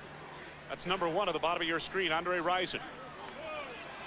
To the ground game again, and Hickson picks up that first down. Highland Hickson came into the game with just 136 yards for the season, 106 of which came against Northwestern. Today, well, he's almost doubled that, it seems like. He's up around 200 yards, thereabouts. George Perlis looking out from the sidelines. Keeps telling his kids, he says, hey, listen, unless you're a Rockefeller or a Ford, you're just a brick in the wall. So don't take yourself too seriously. He's got a great philosophy, and he really cares about his kids. John Cooper looking on with great concern as they call for the change. They want a measurement on this play. Like so many other coaches in the Big Ten now, he really emphasizes, I'm speaking of Perlis, really emphasizes that education. You're here. Get the best out of it. Go to school, get your degree. And if we win a few football games along the way, hey, that's great. Ohio State rushing defense, season average 180.7 today. Wow. Tells you something about the effectiveness of the offensive line and the quickness and speed of Ezor and Hickson from the tailback spot for Michigan State. First down, Spartans at the 43. Ezor with a wall of green blockers in front of him. Again, a white wall formed quickly defensively, and Ohio State showed good pursuit and breaking through to make the hit on the play, John Sullivan. Gain of a couple of yards. You notice how both running backs look to the hole and always look to cut back. Coming up on the 3-minute mark left to be played in this football game. Ohio State trailing by 10. They have taken one time out in the second half. Michigan State has had 71 plays in the game. 65 have been running plays. Wonder what they'll do here. Ezor stutter step for a moment, and Clark wouldn't buy it. Vincent Clark made the tackle. Blake Ezor down to the 31 or 32-yard line thereabouts, close to a first down. Looks like he's picked it up as they mark it just inside the 32-yard line. Michigan State started 0-4-1, but boy, they played some big people on that schedule. Take a look at Notre Dame and Florida State. They lost to Rutgers. That's one game in the opener they'd like to have back, although Rutgers is a much better team than people expected when they came up here on opening day to play. They tied Iowa here in the rain in what was virtually a war. First and 10 now at the 31-yard line. Boyer in motion. Ezor inside the 30. Zach Dumas made the stop. Ninth play of the drive. I've made my decision, Wayne. Player of the game. I know who I want. Line, right? Got to go with the offensive line. I don't think you'll get an argument here. Offensive line. I think Michigan State deserving player of the game honors. Players, so to speak. Let's be grammatical about it. Yeah. Second down. 6 yards to go. Again, Boyer in motion. Hickson. Got by Polini. Penalty marker now. Highland Hickson fighting for that first down yardage. Penalty marker down. Zach Dumas got there late to make the hit on the tackle. Penalty marker came before the play was over, or so it appeared, holding the call against Michigan State. Minute 30 left to go. Ohio State's out of the ball game, but you notice out there they're still hitting. They're not quitting. They're coming, making their pops. That says something about their character. Not only their character as individuals, but of their coaching and their coaching staff. And this is a program, this Ohio State program, of great tradition. And they're down this year. There's no question. They lost a lot of people. As I mentioned the name, Showalter on the defensive line, Gerd in the inside linebacking core. McCray has had an injury-riddled campaign. John Sullivan came back from a knee problem to play this year. They also, on offense, lost a couple of important people offensively to them. Their starting wide receiver, Everett Ross, to academics. Vince Workman was, I guess, fell prey to NCAA regulations concerning agents, you could say. So they've lost a lot of people. And they've gone through a struggling year. This has been the year when people have geared up to beat Ohio State. But this program will come back. This program's going to rebound. There is no question about that. And John Cooper will certainly, before it's all said and done in Columbus, he'll be hailed as one of the better coaches that program has had. And they've had some great ones. We've got a break in the action. Third down, about 11 yards to go coming up.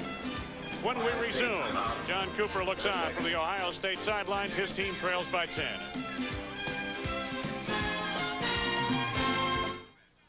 Okay, look, I like my steaks very well done. What most people call ruined, I call perfect. I know it's not popular, and if I weren't 6'9", I'd catch a lot of flack. I got a taste for some real food. I heard Larry Bird likes well-done steaks, so maybe I'll invite him over for a couple of sirloins. Nice, rare sirloins. I got you, Larry. I got you. I've got a taste for some real food. The organizers of a recent national sports event had a slight coordination problem. How to link 34 events in 6 different cities. So GTE designed and maintained a network that not only connected people to information, but made it possible for the competition to begin. You see, at GTE, it's not just communications we offer, it's solutions. Call us. We're ready.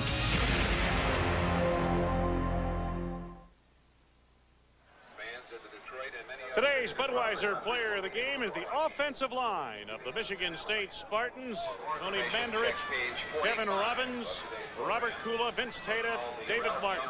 They are the player of the game, players of the game from Michigan State. They opened the holes that led to 100-yard rushing days for both Blake Ezor and Highland Hickson here today. Congratulations to the Michigan State offensive line, today's Budweiser players of the game. Third down for Michigan State. Third down and 8 yards to go at the 29-yard line in Ohio State territory. Boyer in motion. Blake Ezor going wide.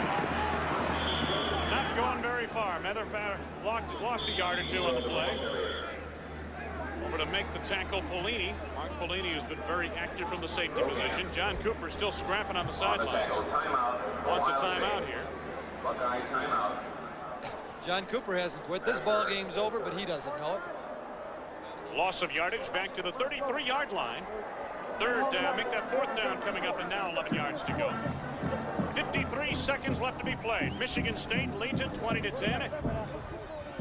We'll be heading to Columbia for Indiana and Illinois next week, but right here we've still got a few more seconds left to go in this one. We'll be back. The new Buick Riviera. It's a classic all over again. The road has been waiting, you're anticipating the spirit you felt way back when. Riviera is back, a classic again. It's a legend once more, what the road's waiting for. Riviera, a classic returns. Oh, the great American road belongs to Buick. Wherever you want, you could go. Freedom. There's a road that'll take you there. Freedom. 'Cause Mr. Goodrich knows it's not just a car, it's your freedom. You know, it was great growing up on our ranch in Oklahoma.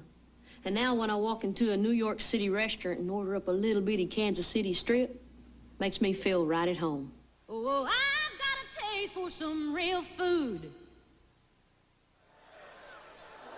And we're going to be in Champaign next week. If I said Columbia or Columbus, apologize for that. Illinois, the Fighting Illini, they're home.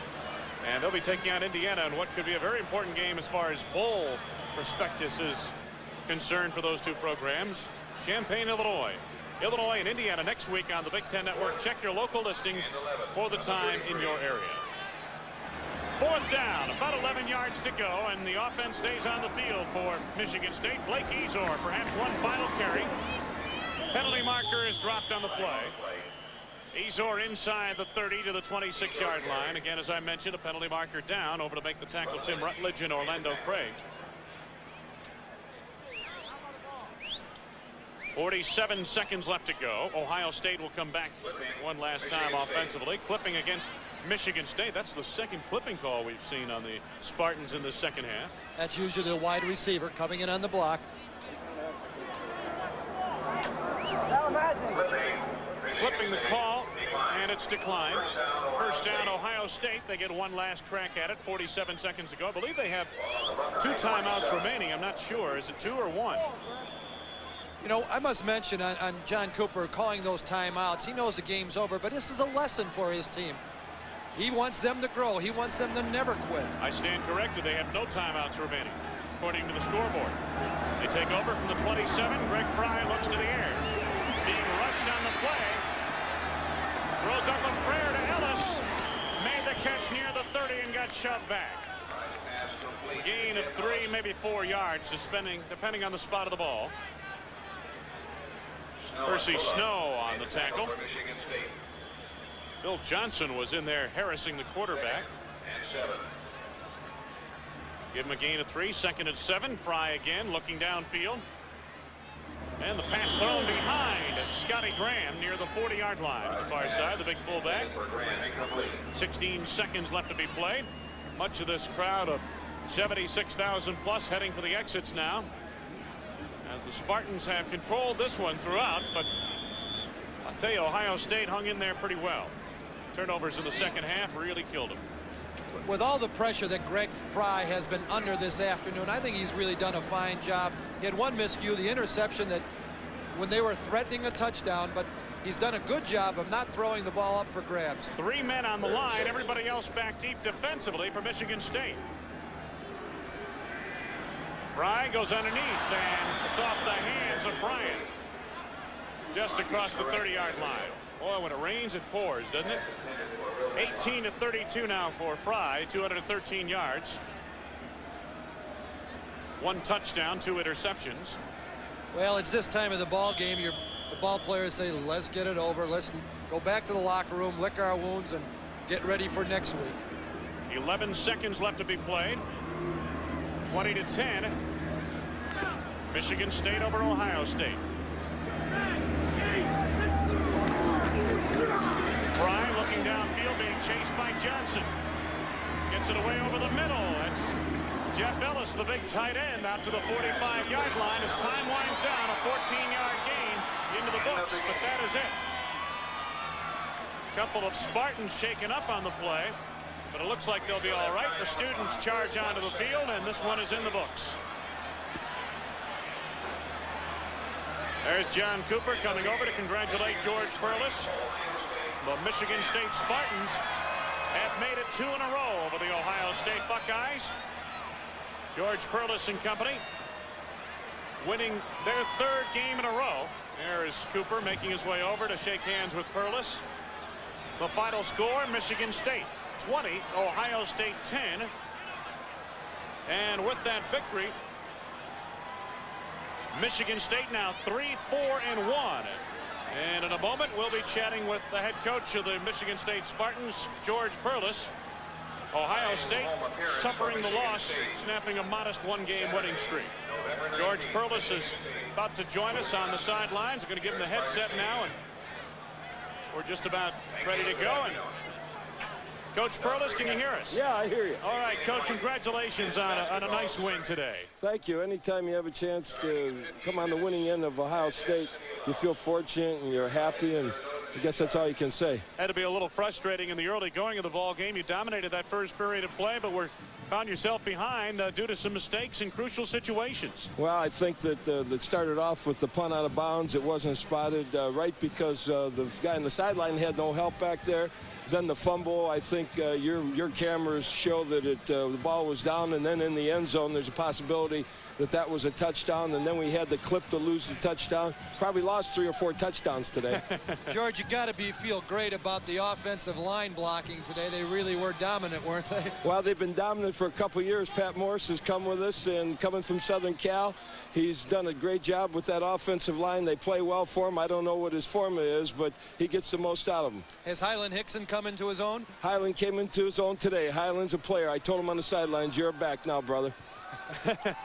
George, did you want to run as much as you did today? I mean, it was incredible how much you ran the ball. Well, there was windy down here. We thought we could do it. We did what we do best, and at this game, at this time, it was running. A couple years ago, we led the conference in passing. Now we're doing the running pretty well. Well, George Perlis, we want to thank you very much for all your help on this game and for visiting with us following the game. Congratulations on the victory. Thank you. Here's Pat Morris. All right. George Perlis. We'll talk to Pat in just a second coming up. Again, the final score, Michigan State over Ohio State 20-10 here in East Lansing, and there are the players of the game, the Spartan front line on offense. We'll be back. Read any good beer bottles lately? This one tells you that Miller Genuine Draft is the one beer that's cold filtered, not heat pasteurized. So we haven't changed the rich, smooth taste of real draft beer. And you know what's the best thing about reading this bottle? It leads to a very happy ending.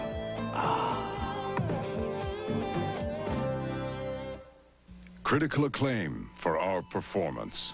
The new Ford Probe is one of the finest front-wheel drive performance cars in the world. The GT suspension is precise and responsive. The futuristic exterior is matched by an interior that's open, airy, and modern.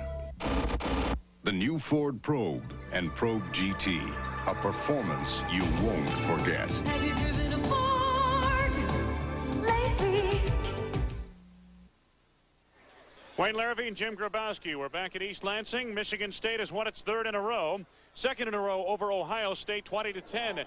The victory today. And joining us on the sidelines now is the offensive line coach, Pat Morris. And Pat, congratulations on a great performance by your team. Your line to help pave the way for 372 rushing yards. And we recognize them as the Big Ten players of the game for this particular contest. Well, thank you very much. I appreciate that. And also there's a back that goes along with that. Good running backs help out a good offensive line, and we really appreciate that. Pat, you coached at Southern Cal. You coached some great people at Southern Cal. James Fitzpatrick, Jeff Brigel, and now you've got Tony Mandarich. Where does he stack up in the people you've coached? Tony is about the best player that I ever coached.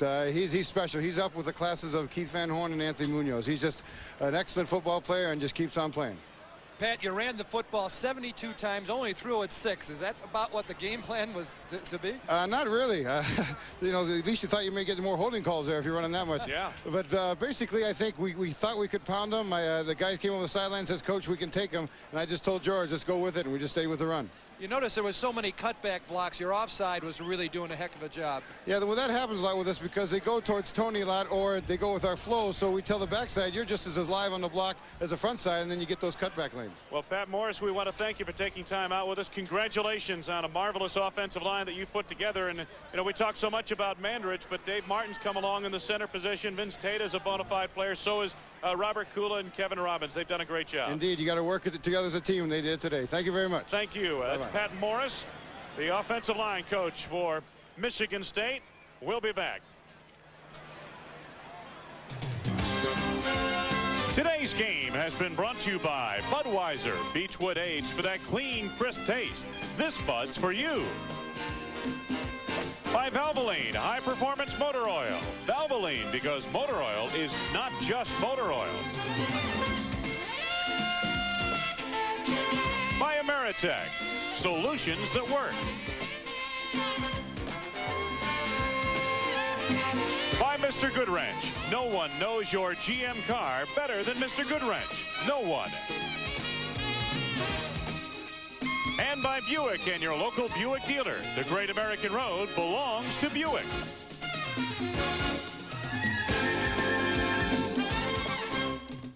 Wayne Larrivee and Jim Grabowski were back at Spartan Stadium. You know, even when Michigan State trailed early in the ball game, you got the feeling that they were going to come on. Oh, they were so dominant, as we talked about all afternoon, in the offensive line. Kind of game I love, you know, running the football. Yeah, I'll bet you would as a former running back at Illinois. All right, again, the final score, 20-10. Michigan State over Ohio State. Executive producer is Peter Rolfe. Today's game was produced by Michael Robertson, directed by Ken Samuel. Our technical director was Steve Birch. Our associate directors, Susie Evans and Ted Garcia.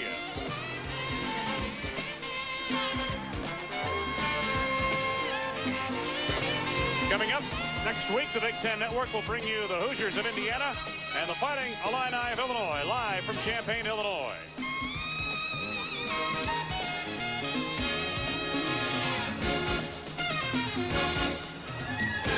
Today's game has been a production of RCM Raycom Sports. This has been a copyrighted presentation of Big Ten Productions Incorporated.